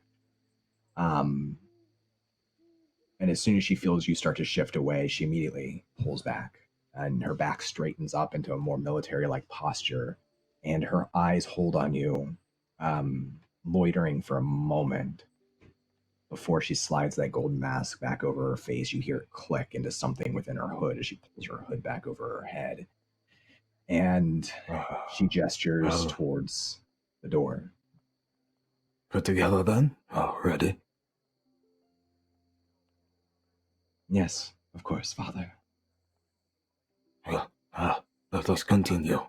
And I'll just start heading towards the door that she gestured. You're almost to the door. You can see now that what you hold in your hand, it's basically a key that you can press into an indentation on the door. Maybe 10 feet away. Okay. Mm-hmm. And then you hear from the other side of that door a scream, a high-pitched shriek of agony. And you recognize the voice. It's at least familiar to you. I look over to Romuli. Quickly. This is one of my companions. And I'm going to go ahead and run towards the door and slam the key into the place where it fits in. As you slam it into the indentation, the door begins to swing open. Romuli stands 10 feet back from you, her arms crossed behind her cloak, her expression in her eyes and her face shrouded behind that yellow mask. But let's, before we move on, cut back to the rest of our group and see where everybody is and what they're doing. So, start with Lady Akasha. You were going to look for Lord Lucius or Lord Taruk. You wanted to speak with them, and the last you knew, they were in the marketplace. Correct? That's kind of your aim, right? Correct. Okay. So you move back away from the ship towards the center of town. You can see the tower rising up in the center beyond the strip. This is like stalls on either side of the street, and you can see that people are haggling with individuals. It's very similar to the stall that you were at with the mirrors, except there's all kinds of objects here. And some of the stalls, they don't seem to have anything being sold at all. It's just a conversation, but it still has that look of bartering. You see a tavern On one side of the street on the left, there's a large mall, sort of bouncer-looking fella standing on the outside, letting people in after a brief conversation. Then they go in, and then another person will come up in a brief conversation. Some people are exiting as well. And you can see further down the street, closer to the center of town, Lord Lucius bartering. He's talking to a merchant. He is dressed in a black toga accented with gold leaves. And you don't see Taruk immediately, but you could go looking for him. I would like to approach Lord. Okay, sure. So you cross you continue down, and there's several merchants who are trying to get your attention as you're passing. You can see there's like a not a weaponsmith, but a weapons dealer, an armor dealer. There's a merchant who's just selling various sized, it's basically a stone paper, like thin sheets of stone that are just thick enough that you can scribe onto. You see somebody selling like various bottles of different colored liquids with perfumey smells, and you have to cross all of them to get to Lucius. Lord Lucius notices you approaching. He turns to open his body towards you and lets his arms sort of fold to the small of his back. He allows you to approach, but he continues sort of dealing with the merchant that he's speaking to out of the corner of his mouth as you're approaching. Lord Lucius. Lord Lucius. I see you looking at me. I know you're in the middle of a conversation, but I really require your whole attention at the moment. So let's have that conversation. He just sort of lifts a hand to the merchant that he was speaking to. And the merchant folds his arms and looks a little cross and leans back in his seat. And Lucius turns towards you fully and he says, "Yes, of course. What can I do for you, Lady Akasha?" Is the merchant still looking at me sideways? Yes. Your wares will still be here. Democracy won't. Lord Lucius. What can I do for you exactly? It's come to my attention that House Sereno has been left out of some meetings that you've been taking with Taruk. I was just wondering why my grandfather or myself was not contacted to ensure that we also had a voice as, I don't know, our goods and money also help this caravan. My lady, I have a great respect for your grandfather, what he has done for your house, and I am happy that he is here. I appreciate his counsel and his wisdom when he gives it, but it is he who has withdrawn from our strategies. It is he who has not engaged since Ultaruk. I can understand why.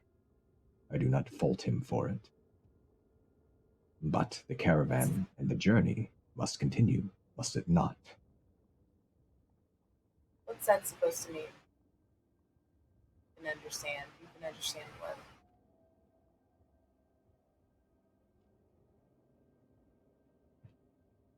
Your grandfather is not a soldier or a fighter, and Ultaruk was a horrible thing to observe. If he is tired and needs his rest, he should have it. You can ensure that he gets his rest, but we still deserve to be represented. I am able-bodied and present, so why would you not come to me in his stead? I did not know that you had an interest, my lady. I'm happy to include you in our plans.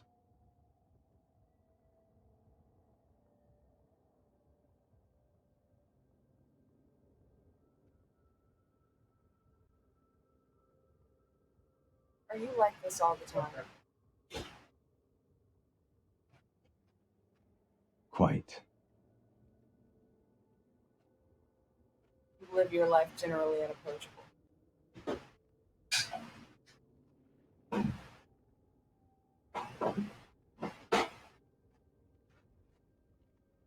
You learn things, everyone something different over the course of their life. How to create the armor that you need to survive. Each of us has our own. I'm not one to judge another's. I represent an ancient house that has suffered much. It is only our strength and our focus that ensures we will survive another 100 years or longer. I wish to do so with dignity.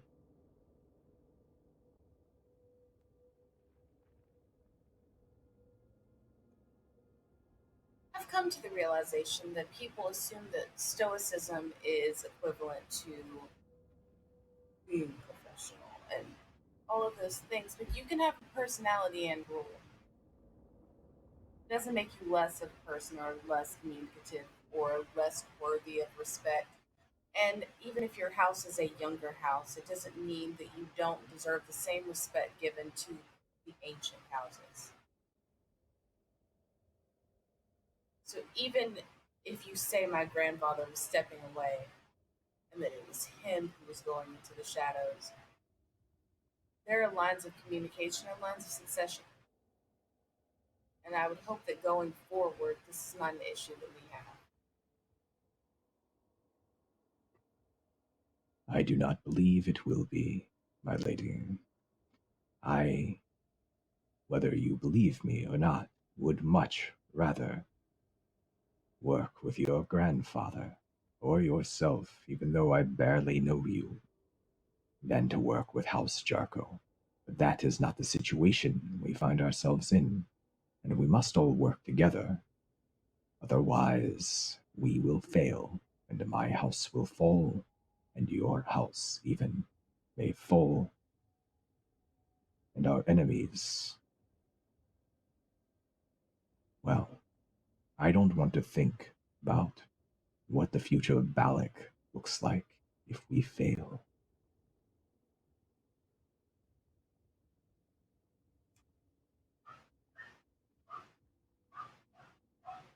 As someone who's coming to power in vast amounts in a very short amount of time, I like to think that I learn from the people around me and take something from each conversation. So I hope that you take something from me in this conversation.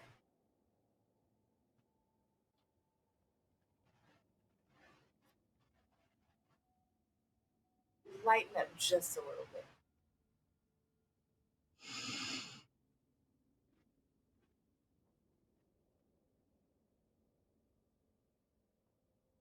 Perhaps on our return voyage, when I know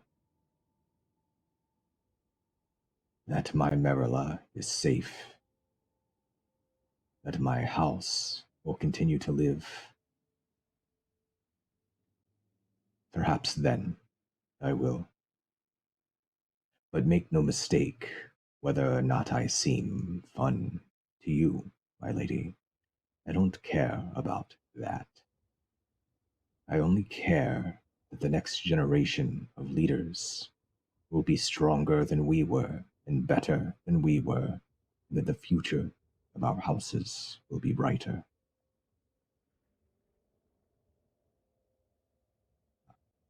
Thank you for coming to me. Know that I will include you in our plans, the continued journey, and take care of Lord Atlas. He and I have known each other a long time, and while we don't always see eye to eye, in some ways, he has always been the best of all of us.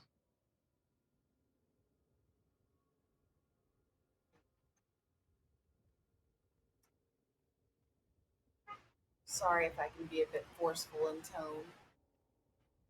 A lot of this is new and I'm still figuring it out. I have some history with Lux Merula. You have a great child, so I trust your judgment. I can take none of the credit. But enough of that.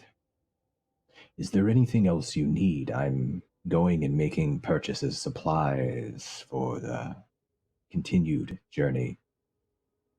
I believe I've covered the basics, but perhaps there's something specific.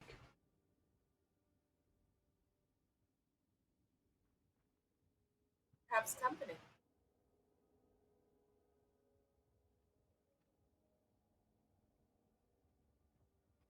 I'm afraid that I cannot offer that.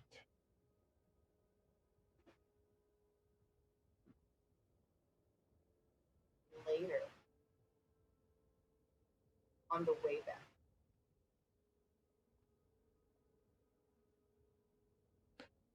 He doesn't give any indication of a response there. None. Completely stone-faced. He will just sort of like turn back to the merchant and say before he does, "Excuse me, Lady Akasha. I should return to my duties." Well, it was a pleasure getting to talk to you. Thank you for listening to me, and I look forward to being in the loop going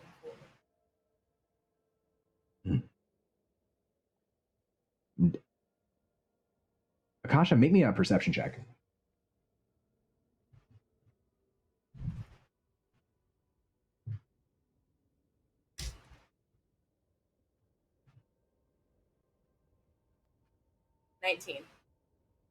Oh, that's really good. You notice, here, looking around as Lord Lucius turns to start to continue to barter with this merchant, that up at the bone tower, this sort of bell tower that stretches up from the center of the town through this sort of like knee-high to waist-high garden of weeds and flowers, is Ebo with a strange yellow masked figure, and Ebo is moving towards the door.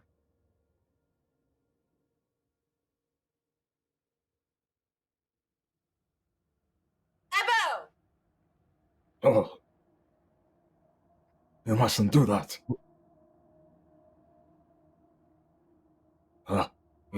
It sounds like he was on the other side of this door, and we must get to her quickly.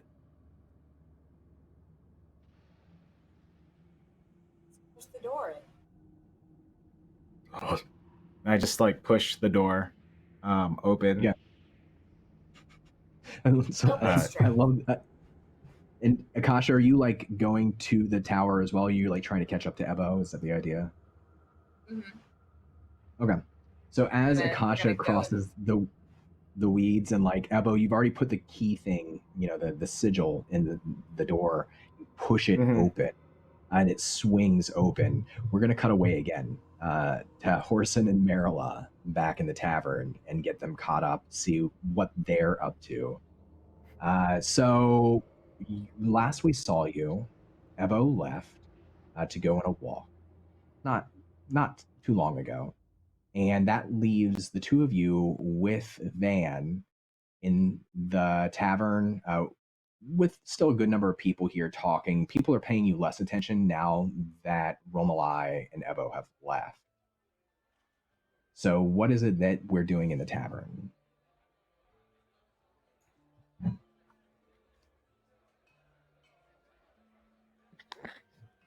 Oh, it's really not so bad after the fourth and a half cup. What is this? A cup is a mug? Is a It looks like quite a pint of something, perhaps. Maybe more. Or just a pint. I'd almost call it a Yeti. And he just doubles over laughing at his own dumb joke. Maybe we should continue this back at the caravan? I start catching Van's eye with the like, we need to move the drunkard out of here sort of face. Like, help me peer pressure. Oh, yeah. Yeah, hey, I think a change of scenery might be nice. Horsun, Right. He gives Horsun a punch on the shoulder, or tries to, but it's like, it's very weak. It's very noodle-armed. Van, why are your hands so sweaty? Or am I sweaty? Oh. Do you know? It's kind of hot in here. That's all. It is kind of hot in here. Yeah, it is. What about the scenery? Yeah, there's no tables. Oh. That's weird. Yeah. You know, really, what we can leave a bit of the strong now, right, Horsun? Maybe there's no tables in honor of the Tablelands, huh? It's the whole. Sorry, what? I had never thought of that. You should. I'm getting under the elbow to just sort of. Oh yeah. Okay. Yeah. Okay. Van tries to. I mean, he's not very strong. There's not really a strength maneuver here. There's mostly like the guidance. I'm not moving, Horsun. No. Oh, that's all right. Which way is the out way? Just this way. Okay.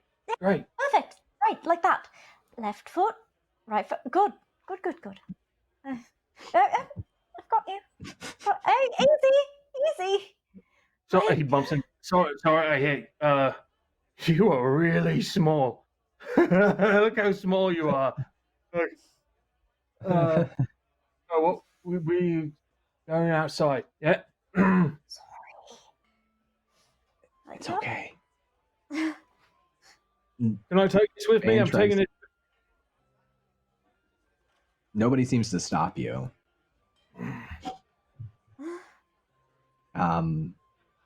So Van helps Merula lead Horsun out of the tavern.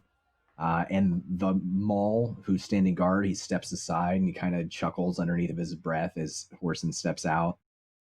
Just kind of like looks him up and down. And Horsun, you remember, like, this is, you threatened this guard earlier in the night, but he did let you pass and your friends pass. You can see there's movement out in the street. There's merchants set up. There's the tower in the center of the town. And then near the gate is where your ship, the Desert Drake, is docked, guarded by the elves who stayed behind. Guards looking at you. Hello, gods.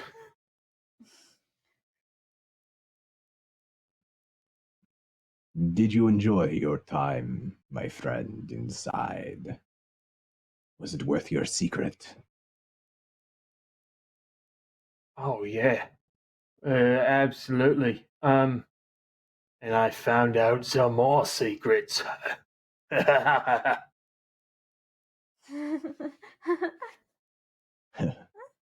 Good. After all, that is the point, is it not? He looks down at Merula. Is that the point? I don't really know why else they would do it. I don't really know why else they would do it. He says to the guard, yeah, no, that felt awkward coming out, so I'm gonna be going now this way. Yep. A gentle word of warning, my friend. Okay.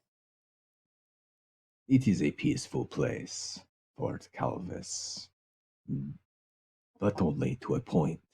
Just if you find yourself angry or unhappy with your surroundings, perhaps keep it to yourself.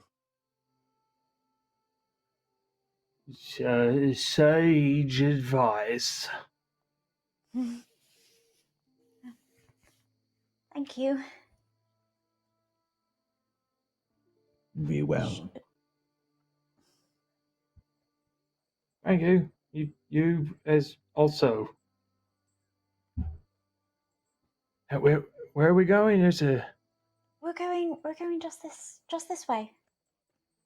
Just a Oh. little bit farther. See up the light? Just Oh yeah. That looks like fun. Where's Ebo?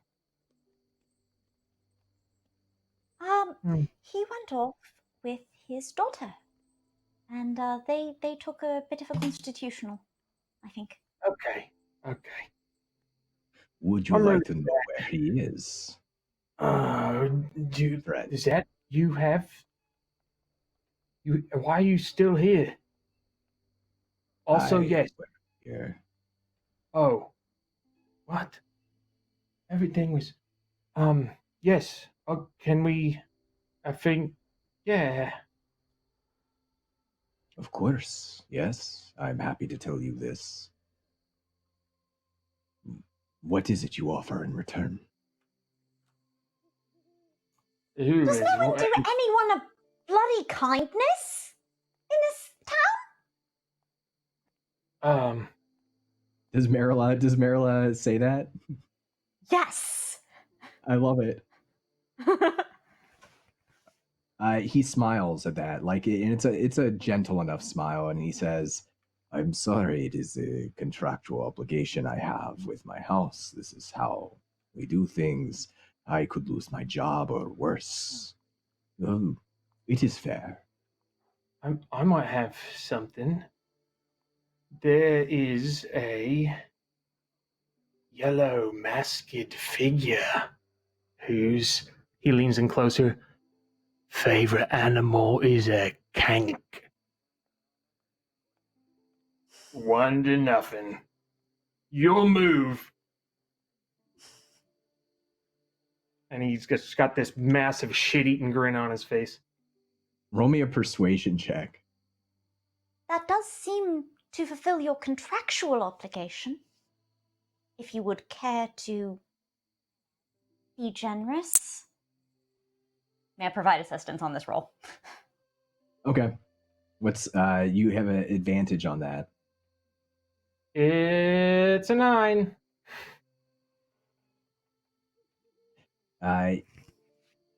He'll sort of smile at you and he'll nod and he'll say,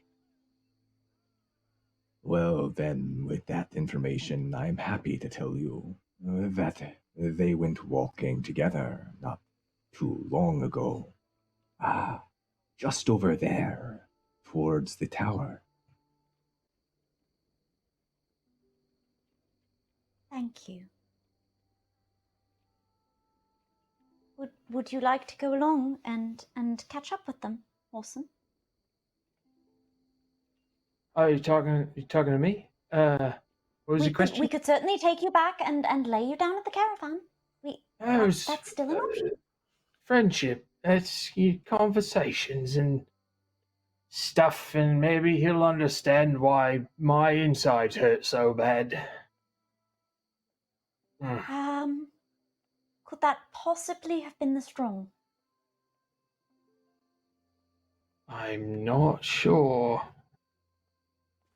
I defer to your judgment, friend.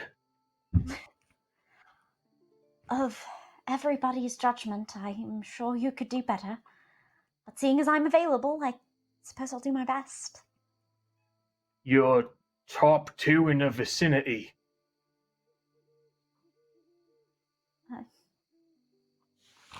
I just looked to Vann. Yeah, Van's like, at first he looks maybe a little dejected, then he kind of shrugs. bobs his head like, no, that's right. So where are you going? Where should I go? We're going we're to go going find together. Echo. Why don't you come with us? Coming with Okay. us. Sure, yeah, of course. I think I might need your help with. I just kind of look up at Horsun. Hey, Horsun, and sort of like pats you on your elbow because that's where his hand reaches naturally. Do you want to? I don't know, like link arms as we go down the street and make a chain. We used to have to do it in the maze sometimes when things got rough. You'd make a chain and you make sure everybody gets to where you're going together. Oh, yeah, it's an adventure. Mm-hmm. And he kind of squats down awkwardly and pops out his elbow. How's this supposed to work? Yeah, yeah. And Van stands up on as tall as he can without getting on his tiptoes, so he can still walk. And links arm and kind of gets used to it and says, "Okay, well, why don't we? I don't know, just take it slow." That sounds like a lovely plan, Van. Good idea. Thanks. It's nice to walk with you, both of you. You're not shitting anybody, Ven. I see your eyeballs. And then he just abruptly stops the sentence.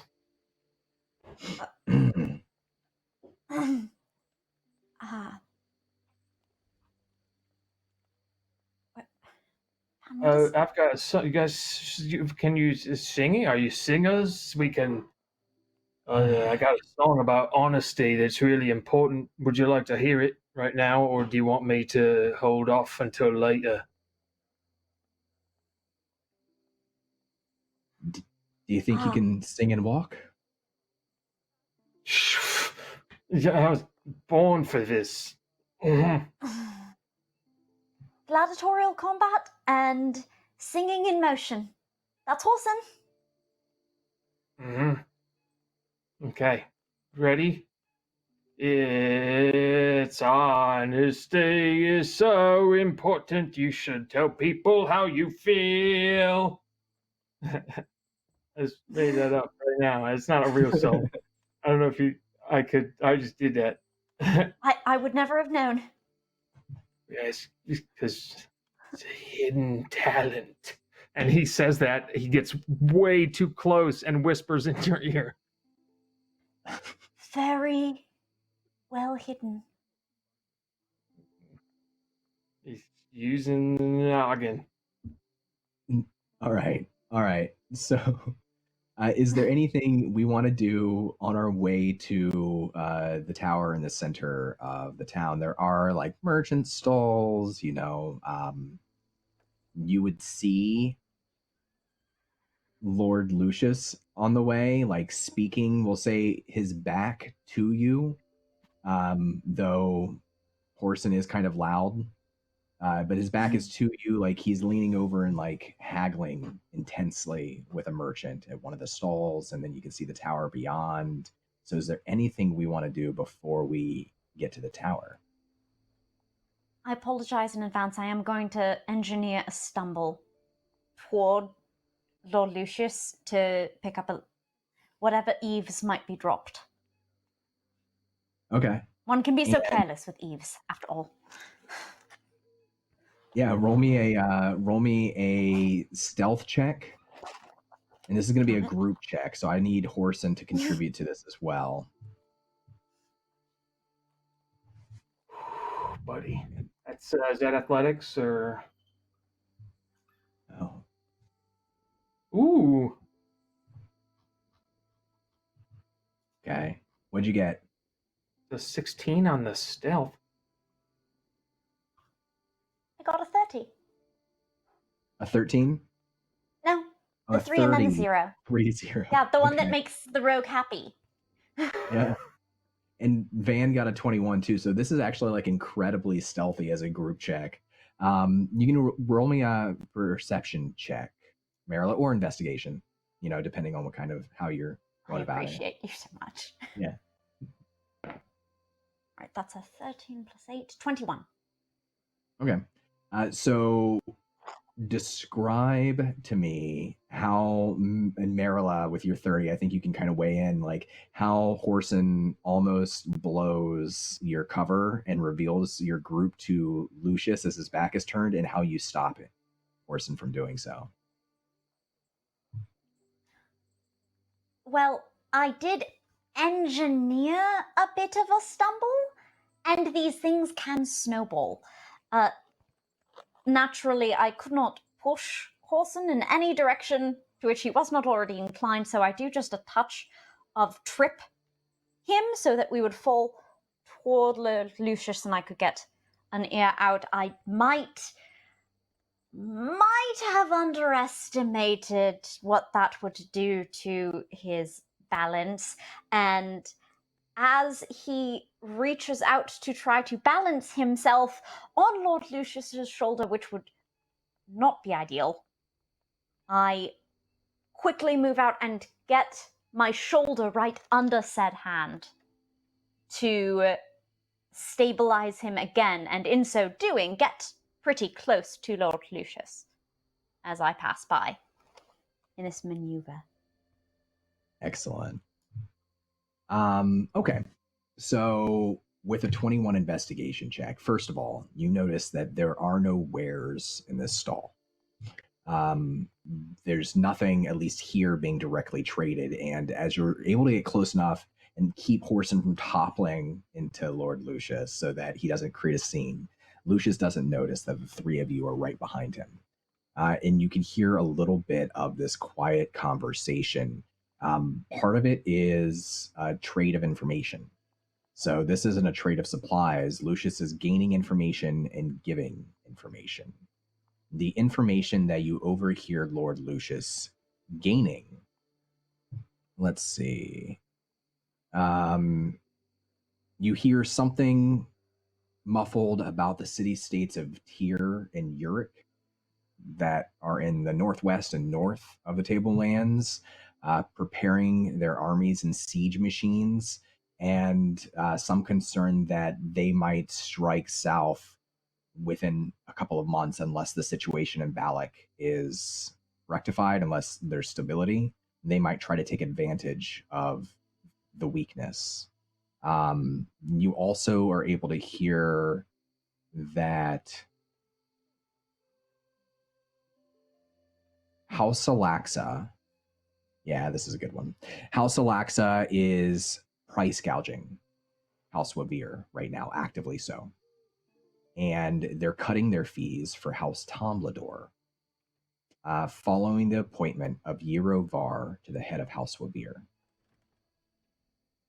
And when Lucius asks why they would be changing their prices for Wavir and Tomblador, the merchant suggests that House Tsalaxa believes that House Tomblador is positioned to take control of all of Balak and may allow House Tsalaxa to establish itself in the city once again if they can make strong enough allies now.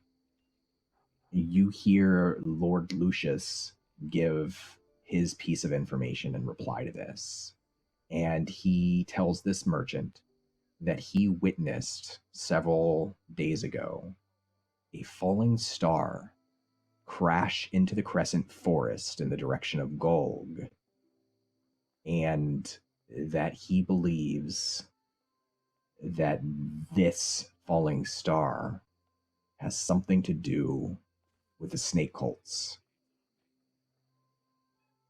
He asks for information about the falling star, and the merchant has none to give. House Tsalaxa has no information on this thing that happened in the forest, and he seems very upset. Like, you can hear him getting huffy, like he does, And he stands up straight and he starts to turn around. And unless you keep moving, he's going to turn around and see the three of you. If you keep moving, you'll just pass each other. That second one. That one where I don't get caught. I like that. That sounds good. Absolutely. So you continue moving on, and he turns and sweeps his toga behind him with a flourish and starts to stomp off down the street with his arms folded behind his back. You can see beyond the weeds, the bone tower, the door is open. You see something like some sort of spark of bright light from within inside, some sort of blue light from within the tower. And then the sound of something crashing. I whirl around so I am in front of Horsun, like I am his focus, and I look up. Something is wrong in there. You are... Oh, you're drunk. Oh no. I'm also sad, but that bright light must also be important. Vann, can you watch Horsun for just a moment? I'm just going to go in and check on the... And I just flip my bracelet in front of him to just Yep. keep an eye. I will be back in just a moment. Just a moment. Maybe you can tell Vann about why you're sad. I will be right back there to hear it, and I dip. Horsun, I would love to hear about why you're sad if you want to share. I feel sad sometimes too. Did you say Caesar killed your father? In a bar. You told a god. I don't know if he did it himself, but I know he ordered it. It could have been one of his praetors. I don't know. That was shit you made. I'm sorry. Hey, no. I think you and Merula, all of them, I think what you're doing is amazing. And I think it's important. And I'm not much, but I'm here to help too. So you don't have to go soft, Horsun. It's just not how that works. Soft is just simple as recognizing where you're weak and doubling down where you're strong. And I do it because it makes the black pit inside get a little brighter.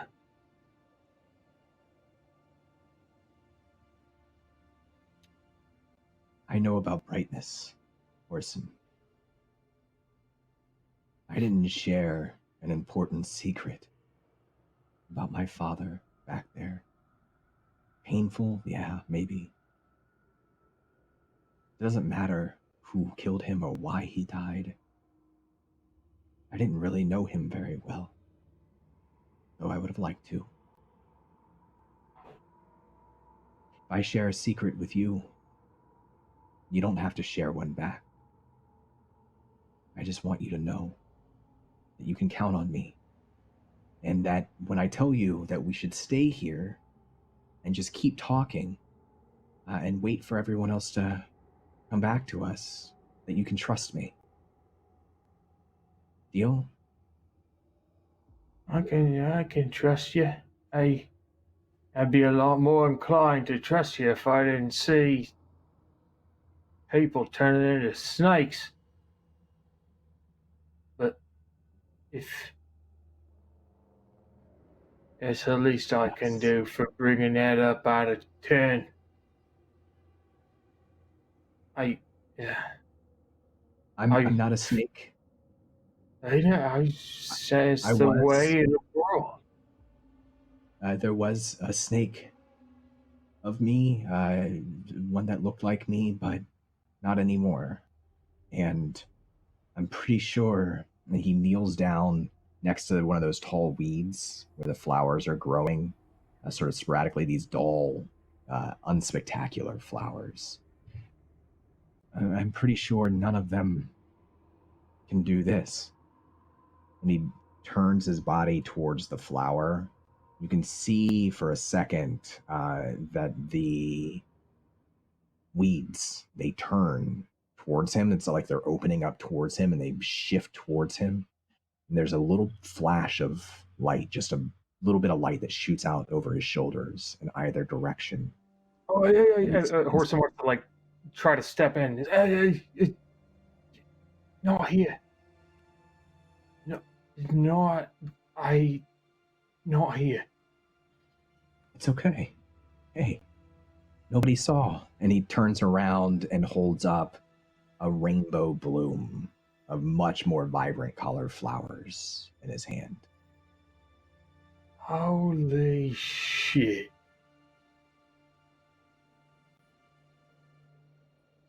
So you gonna stick around? Hang out with me until they come back? Deal? It sounds great, but a simple question. And he kind of like broadens his stance, and he's still kind of like woozy. I wanna see what you got. Come on, throw a punch. Let me look at you.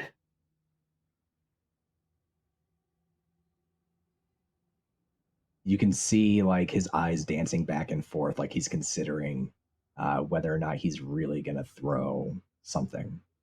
And then he just smiles and he holds out the flowers and he says, "Nah, we all have something to contribute. I'm not a puncher. Here you are. Give them to somebody you like."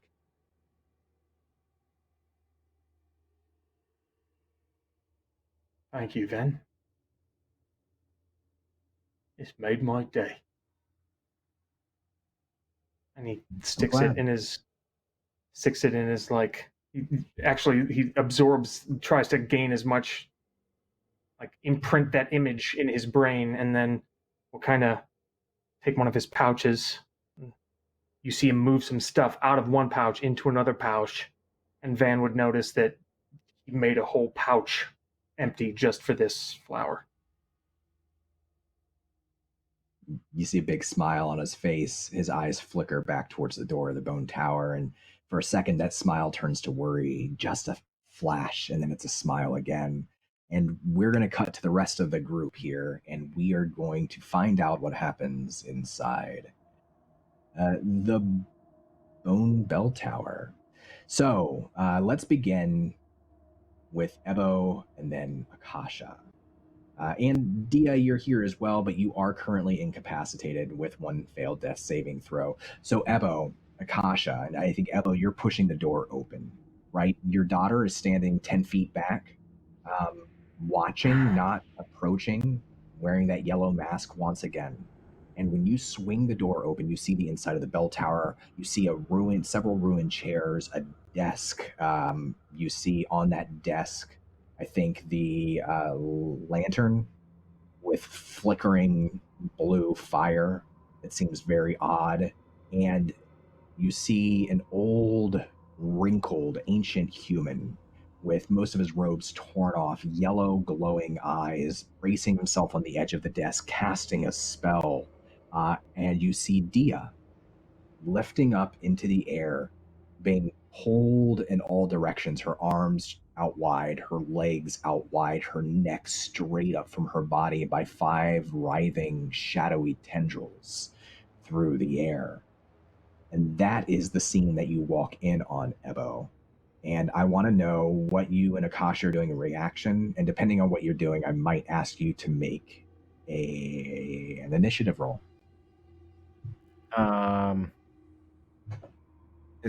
Is Dia unconscious and in that state of where she is currently?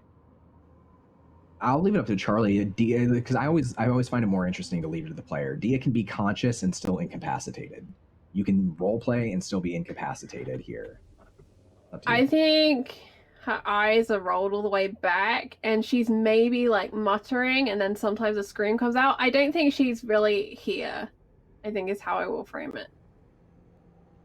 But she's not. She's clearly not dead yet. I'm going to just cast Witch Bolt and keep up Counterspell as a reaction. Like, obviously, this person looks like they are somewhat malevolent. Dia, one of our companions, is currently being, restrained by this magic that seems to be harmful. And I think, I don't know if it's like PTSD for Ebo or just some sort of like reaction now that he's just seen his friends or him get messed up by these creatures he never knew existed before, but he's just gonna go grab one of the bones out of his robe and just read out a spell in Giant really quickly and try and cast Witch Bolt towards the figure I see. Okay. Let me ask you this before I bounce to Akasha. Are you using Defiling? No. Okay. Akasha, what are you doing as you see this scene? You see Dia in the air being ripped apart by the spell.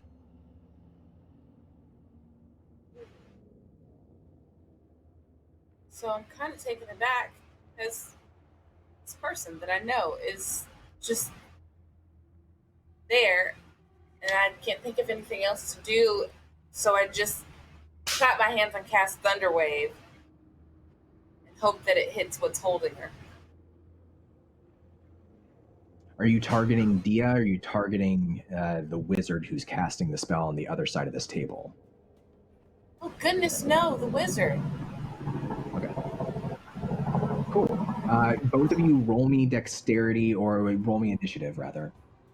And Sam, we'll bring you in here too. I imagine you arrive, Merula arrives like a couple of moments later, but you can go and roll me initiative too, just so I can get you in the order here.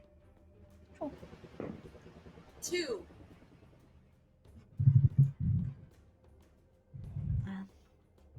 13. Okay.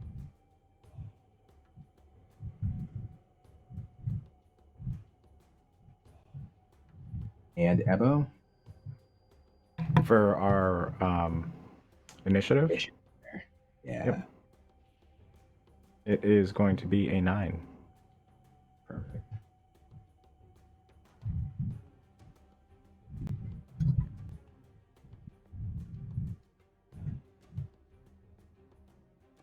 Okay.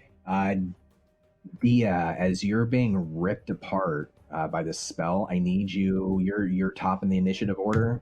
I need you to make me a death saving throw. 7. It's a second fail. Oh, you can hear Ebo and Akasha, you can hear skin ripping away from bone. You can see that like any moment it looks like Dia's body is just gonna go in all different directions. And Ebo, it's gonna be your turn next. You can cast your spells, you can do whatever you'd like. Yeah, I'm going to cast Witch Bolt at that figure, and I am going to... That's what I first start off with, so let me just roll for that. How do I click that? Can't click that. Okay, we'll just roll D20 and add 7. Easy enough. 17.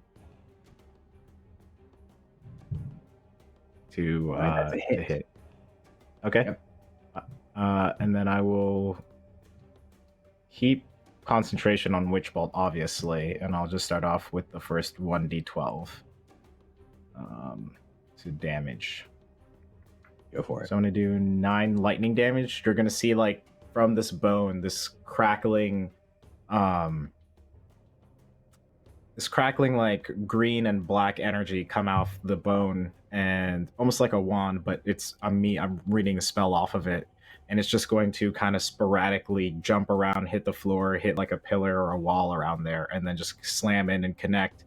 And you kind of see like this tug of war between me and the entity as like I'm trying to engage and concentrate on Witch Bolt, as I hold the bone like close to my head as if I'm like focusing keeping my focus on it. And then I will also have like a small little bone that's probably like a part of a skull, like a small piece of it, and that's just my kind of like a giant rune, like a rune that's in giant, that's just counterspell, like a quick, because I don't know what's happening and I don't know if he's going to cast another spell. So when you strike him with this first spell, it sends him reeling. Like his head twists to you a moment before he sees you cast the spell, and he starts to react, and then he reels back. He stumbles away from the table. As he does so, he incants a word incorrectly. He's unable to maintain concentration on the spell as he rolls a 1 on his Constitution saving throw. And Dia drops from the air, and the tentacles disappear, snapping back into the floor. And the puff of dark smoke smells acidic, and Dia's laying on the ground now. And anything else in your turn, Evo? Is that it? I am going to yell to Is Romuli still around or no? Romuli is standing 10 feet away from the door and has not moved from her position. Okay. I know that she's working. Yeah. I'm going to turn back and say to her, you must go. They must not realize you're here. And I'm just now gonna stay focused, like locked on with the bone I'm focusing and the entity that I'm connecting Witch Bolt with. Okay. The end of your turn, the old human wizard stops stumbling. He takes a breath and utters a word, and a gust of air pushes him back before he topples over, back up to his feet. It's like a vampire rising out of a coffin. And as he does, he arcs both arms over his shoulders. And you can see scars up and down his arms on both sides. And he incants a word, and sparks begin to dance between his palms on each hand.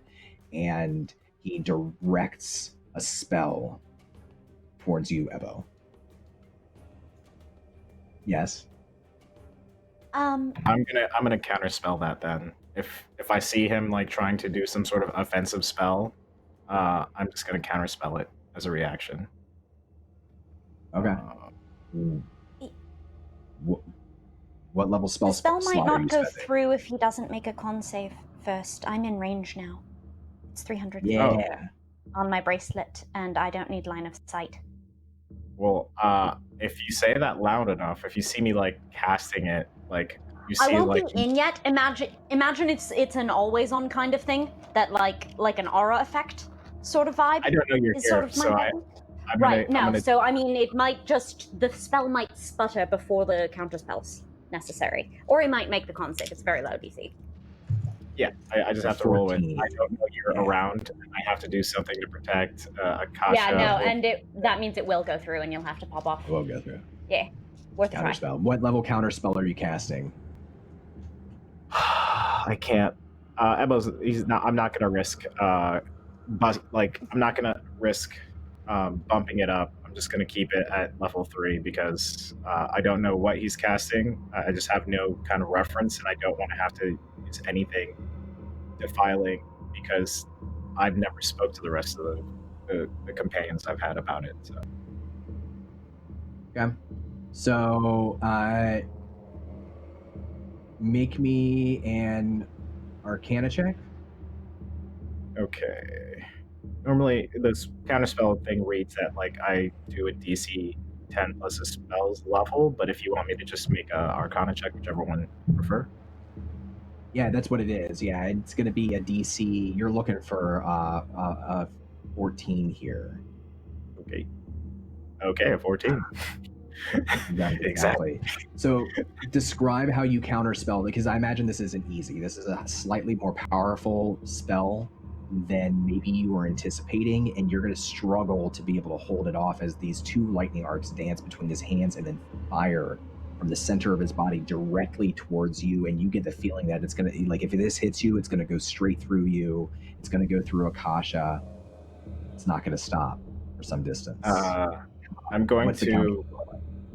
Yeah, I'm going to quickly grab the little bone skull thing, piece of it, fragment. I'm going to flick it up into the air, like a coin, essentially, and basically trying to look at the lightning bolts going, just trying to focus for a second, utter the word, and my hand is going to, a little energy is going to hit the bone that's flicked up in the air and jump to both of those arcs and basically like slam into them, and you're just going to see like sparks eliminating the counter spell midair. Awesome. Love it. That's his turn then. Akasha, it's your turn. You can still use Thunder Wave. You can do something different. You've seen this has Akasha seen Ebo use magic before? I think so. So you just watch Ebo, who has become something of a family friend recently, at least, sling spells back and forth with this wizard. You see Dia is in very bad shape on the ground. Look at Ebo and say, huh, and immediately turn to Dia and say, please get up, and cast Healing Word. Excellent. Go ahead and cast it and see how many hit points.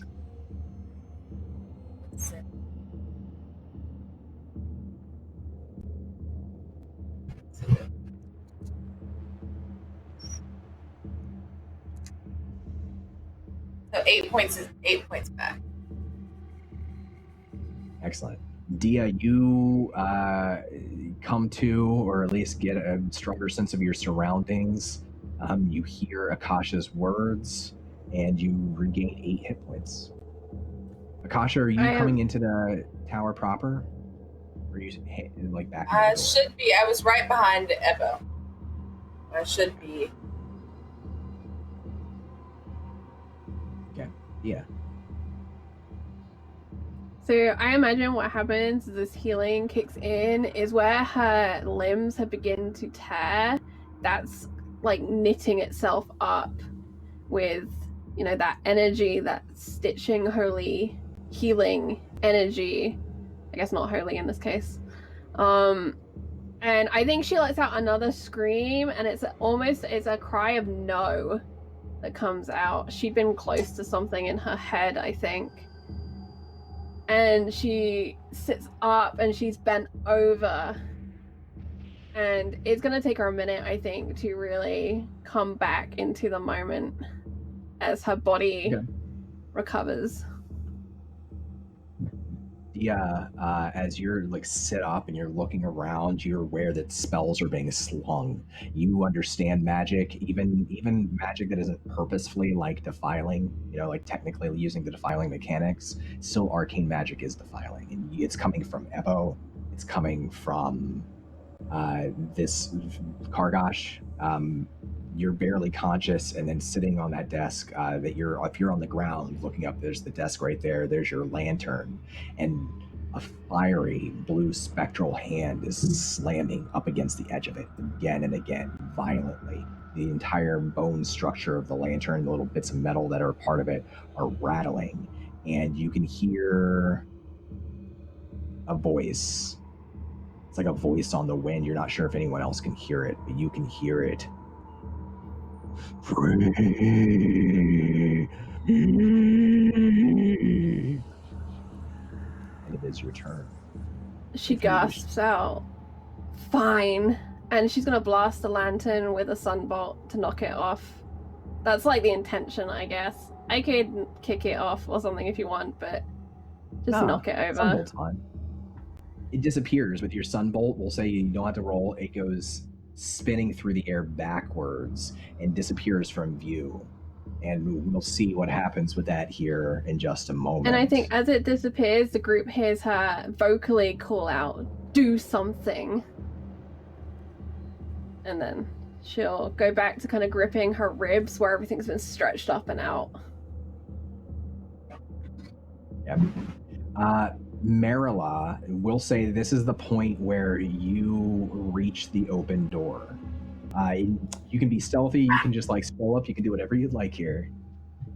Yeah, Pizza Troy enters the building and watches everything be on fire. I think I'm coming up from the assumption that maybe whoever tried to kill Ebo last time has tried again, and he's using magic again, and something like that might be going on. So my inclination is not to just, like, Kool-Aid man on in before I've properly assessed. So I would be passing Ronulai and at least getting a well, if not a face, like a body language check of the situation, because of how she's reacting as I pass into the room. Roll me an insight check. 12. You're not sure. They're moving away. She's moving away from the door. She's turned around. You see as you're running up, she turns and starts to walk away towards the market. And there's some commotion going on somewhere in the market as well now at this point, but you're not sure if she's going to get help. She's certainly not hurried. There's no expression there. So, because she is not hurried, I will go in not hard, but I will go in quietly, knives out. Okay. Roll me a stealth check.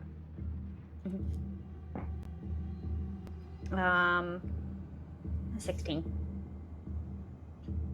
You slip in pretty easily. It's not a huge room, and there's a lot going on, but you're able to slip in behind Akasha, behind Ebo, and you can see that Ebo and this wizard in tattered robes, yellow robes, seem to be locked in some sort of arcane magical conflict. And you would probably see, just a moment before you kind of like get all the way inside, a blast of radiant energy come out of Dia's hand. You would know it's not arcane in nature, and her knock a lantern off the table. You can hear the shattering sound. Just complete chaos.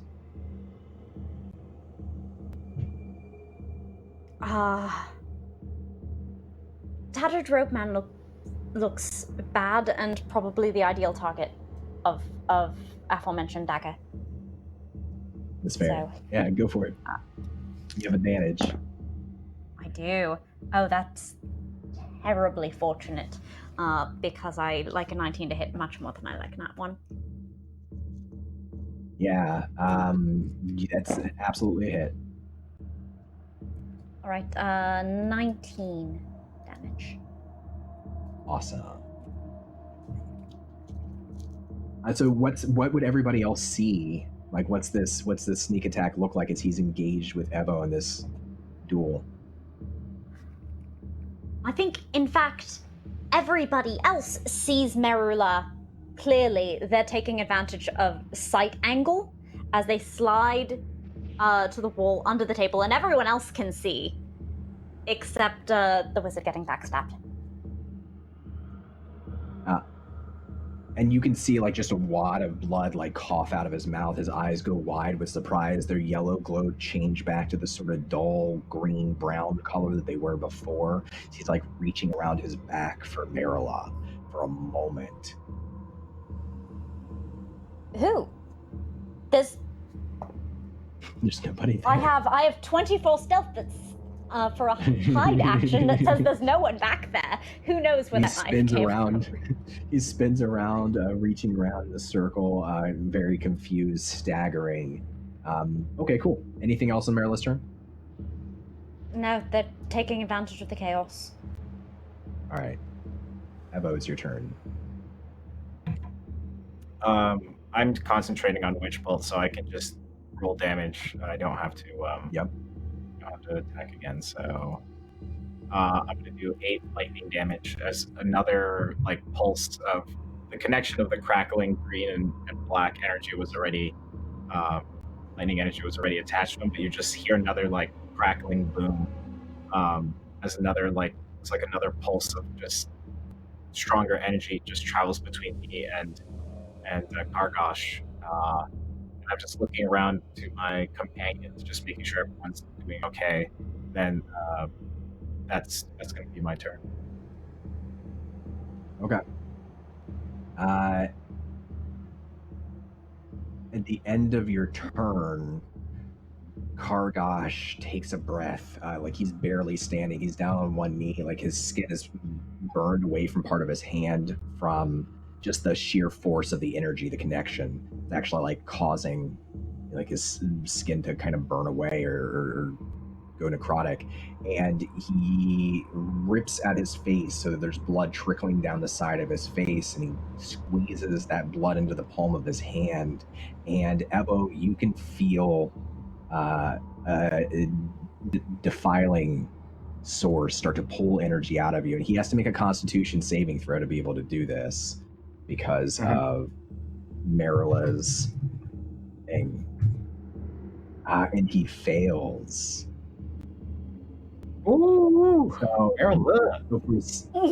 for a second, I think Merula, Dia, maybe even Akasha and Ebo, you would feel like this sort of just incredible hole at your center of your gravity, like your stomach's dropping out of you, and then it slowly fade away, and Kargash spits out another bit of blood and stumbles forward. And as he does, a fiery blue hand shoots up from the ground, from the broken glass of the tumbled lantern, and it grabs him by the throat. It lifts him up into the air, and you see his head crunch against the ceiling. You hear a sickening sound, and then the body drops as the hand releases it.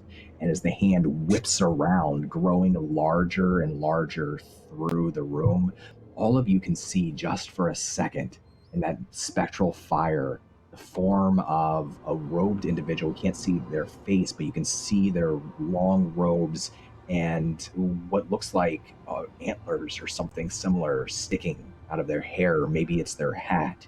And that robed individual spreads their arms out wide, and as they do, it's like the world is flickering from color to gray, over and over and over again. You hear a whoosh of wind around your ears, and then all of the color from you is drained. All of the color from the room is drained. It's entirely gray. The wind pulls away, not rips away, not like a tornado, pulls away the walls, and the walls sort of float back and dissipate into nothingness. And you can see all around you just a wide open ashen plain in all directions. Horsun, there's a large flash of blue fire that comes shooting out of that door, and like a wave, it reaches out this hand towards you and towards Vann, and you have just a moment to react. What do you do?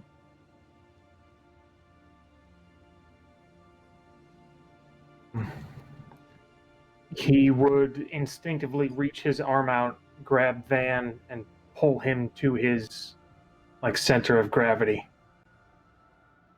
Without even looking, just knowing where Vann is, if Vann is still there. For whatever it's worth, as you pull him towards you, he tries to pull you towards him too, and he's shouldering one shoulder forward protectively as much as he can. And then that hand smashes into the two of you and wraps around you, and you see the same thing. The world around you loses all of its color. It goes gray and ashen, and the trees pull away from the earth. They fade into the air until all that's left is an endless ashen plain with a few other elements to it. Something floating in the sky above you, slowly drifting towards you, something large, with many, many long, lashing tentacles in the sky, something that looks, Horsun, like a silt horror to you, but you've never seen one fly. And then over to your left, a large pyramid Akasha and Merula, you've seen this pyramid before. You saw it on the island of Schult. You see soldiers fighting their way up this pyramid. You see those snake-like creatures fighting back. And you see Rysar on top of the pyramid, looking down at a group of House Tomblador soldiers and throwing a bolt of lightning down into their faces. And then that image fades too, and there's another whoosh of wind, and that third rush, that third change. It's like you're all floating, surrounded by motes of ash. And when that ash settles, each of you find yourselves entirely alone. And that's where we'll end our session today. Nice. Yay. Hi. Disrespect. Thank you for the desaturation cord. It's much appreciated. Yeah, it was rad. Thank you, everybody, for... It was rad. Thank you for joining us tonight, everybody. This was an epic episode. It's the end of our second big, kind of our third, I guess, arc of this story. Before we go around in a circle real quick, let everybody say hello, what they're up to, where we can find them. I do want to say next week we've got a big crossover episode coming, so we will see some of the cast from Veiled Alliance, Journey to the Obsidian Spire, join some of our cast from Veiled Alliance, Tales from the Silt Expanse, and we'll leave that to next week for you to find out who goes where and what happens next. But I'm really, really excited to see the cast get to mix up and how all of that interaction goes down. We've been working on this crossover for a few weeks now, me and Chris, the other dungeon master, and I think it's going to be super cool. But I had a ton of fun tonight. I want to go around and meet everybody and find out how they're doing. And let's start with Christina. Hi, Christina. Hi. My name is... Ooh, let's move into position before we start talking. My name is Christine Ariel, and play Lady Akasha of House Tsalaxa.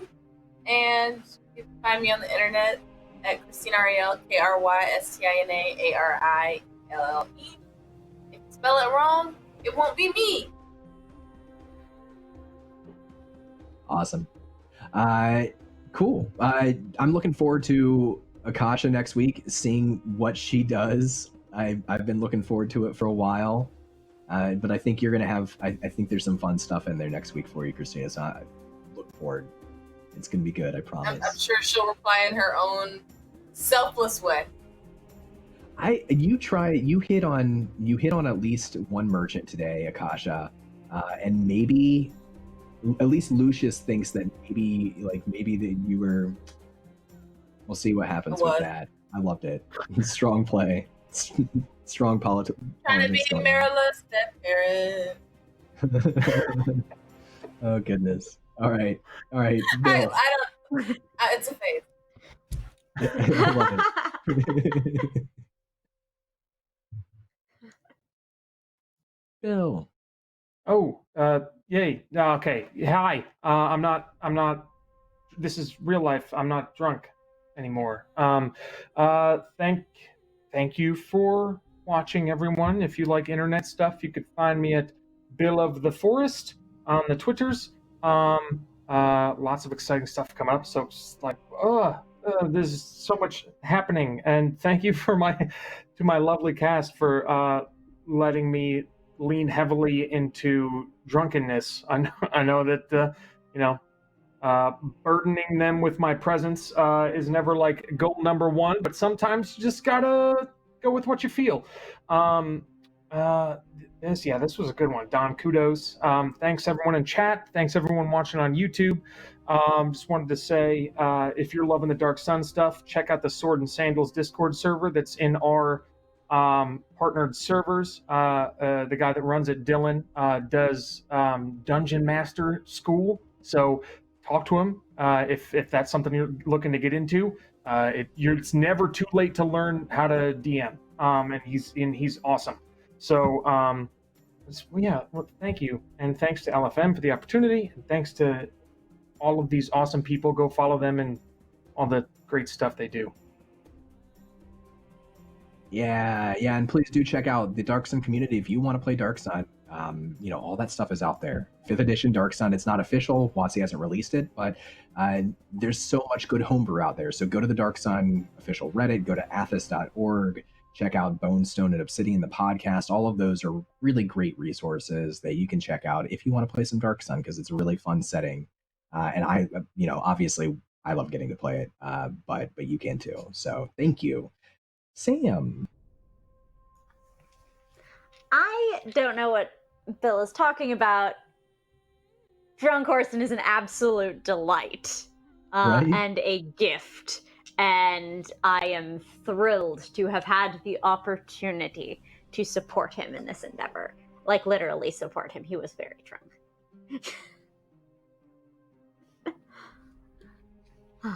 I'm very looking forward to the crossover.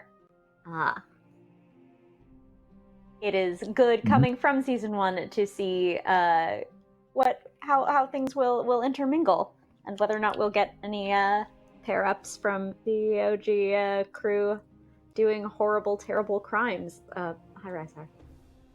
How are you? How you feeling? You feeling comfortable? Yeah? Cool.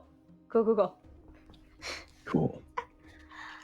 Yeah, his name was summoned multiple times tonight, and I hope it's Toby like Beetlejuice. knows. You said it 3 times. It's right. So Now it's time.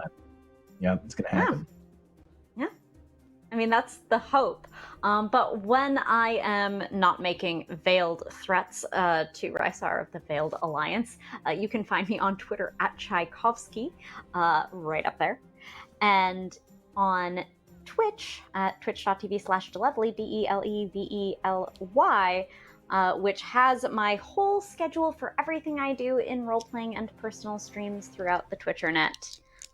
Shout out to this. This is just absolutely a highlight of my week.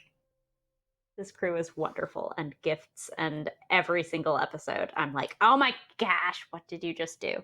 This scene, so beautiful. We love. Same. Definitely check out Sam. Everything they're doing, just amazing. I got to have seen now 2 of your science streams, which I think are awesome. It makes me so happy, and it's a part of my life. Like when I was younger, I really loved like reading and learning about science, and at some point in my life, I just stopped. Right, which I think happens to a lot of people. So I just think it's really, really cool. And I think that everything that you're doing with Merula is fantastic. I really loved the Horsun scene today with Merula and Horsun, the drunken scene. I love that Horsun's the only one who didn't run into the fight, right? Like I thought that was super cool. That's usually not the case. So. And I love Really great. awkward Merula and Vann. Like, that will just always be terrific. Definitely going to be a happy ending for everybody. And Michael, hey.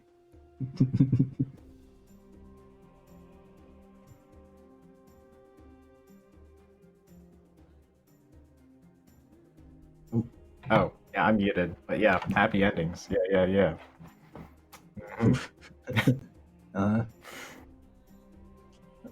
So how are you? Yeah, I'm doing great. This was an awesome session. I didn't think Ebo would see Romuli so soon. So it really turned me into a loop, and also like where she ended up, what her profession is. But I still think Ebo would be very accepting and just cautious. And I liked how Romuli challenged Ebo, like, what are you doing here, et cetera, et cetera. You're being irresponsible. And I was just, it was a great interaction. And more wizard, not defiling, but more wizard stuff. That was a good time. And Ebo being able to kind of have this small moments with Horsun and Merula and Vann was really cool. So yeah, the session was great. Looking forward to it. Looking forward to the what do you call this? The clash, or the us going to the other show and them coming over here. So the crossover. Super excited for the crossover. And yeah, everything on this network has been awesome so far. Like the other week, this is released late, but like I got to play Magic for LFM. So, you know, all this stuff is just a good time, and all these people, this cast, a very talented cast. I learning so much from everyone, so this is good. Michael, I love the scene with you, with Ebo and Romuli. I thought, you know, I was really hoping. I was like, I don't know, I wasn't going to introduce House Tsalaxa really as a entity in this game until, you know, you mentioned early on, like, oh, there is a daughter, right? That's out there somewhere. And it's such a cool house. I don't think I would have introduced the house if I didn't have like a good, like if I hadn't had that hook into it. I'm really glad we did, because it's been a lot of fun. I thought that scene was a ton of fun. And I loved getting to see Ebo actually like sling spells with a wizard. You know what I mean? Like the counter spell, that was clutch, right? Like that's what you want out of a counter spell, to just barely make it. So, at least for me. No, very dramatic. It was super cool. And I'm excited now because I feel like a lot of people's secrets have come out within the past couple of episodes, especially this episode. And like now people have seen, like people know who's doing magic, right? That's a big deal in Dark Sun. Magic's a big deal. So, well, they know most of who's doing magic. Me. And some other things too. So it was really, really cool. I'm excited to see what happens next. Speaking of secrets, Charlie. Secrets? Moi? It's funny. Michael was describing the crossover as a clash, and hey, friends, LFM people watching, you want that? Get me a date with Ryza.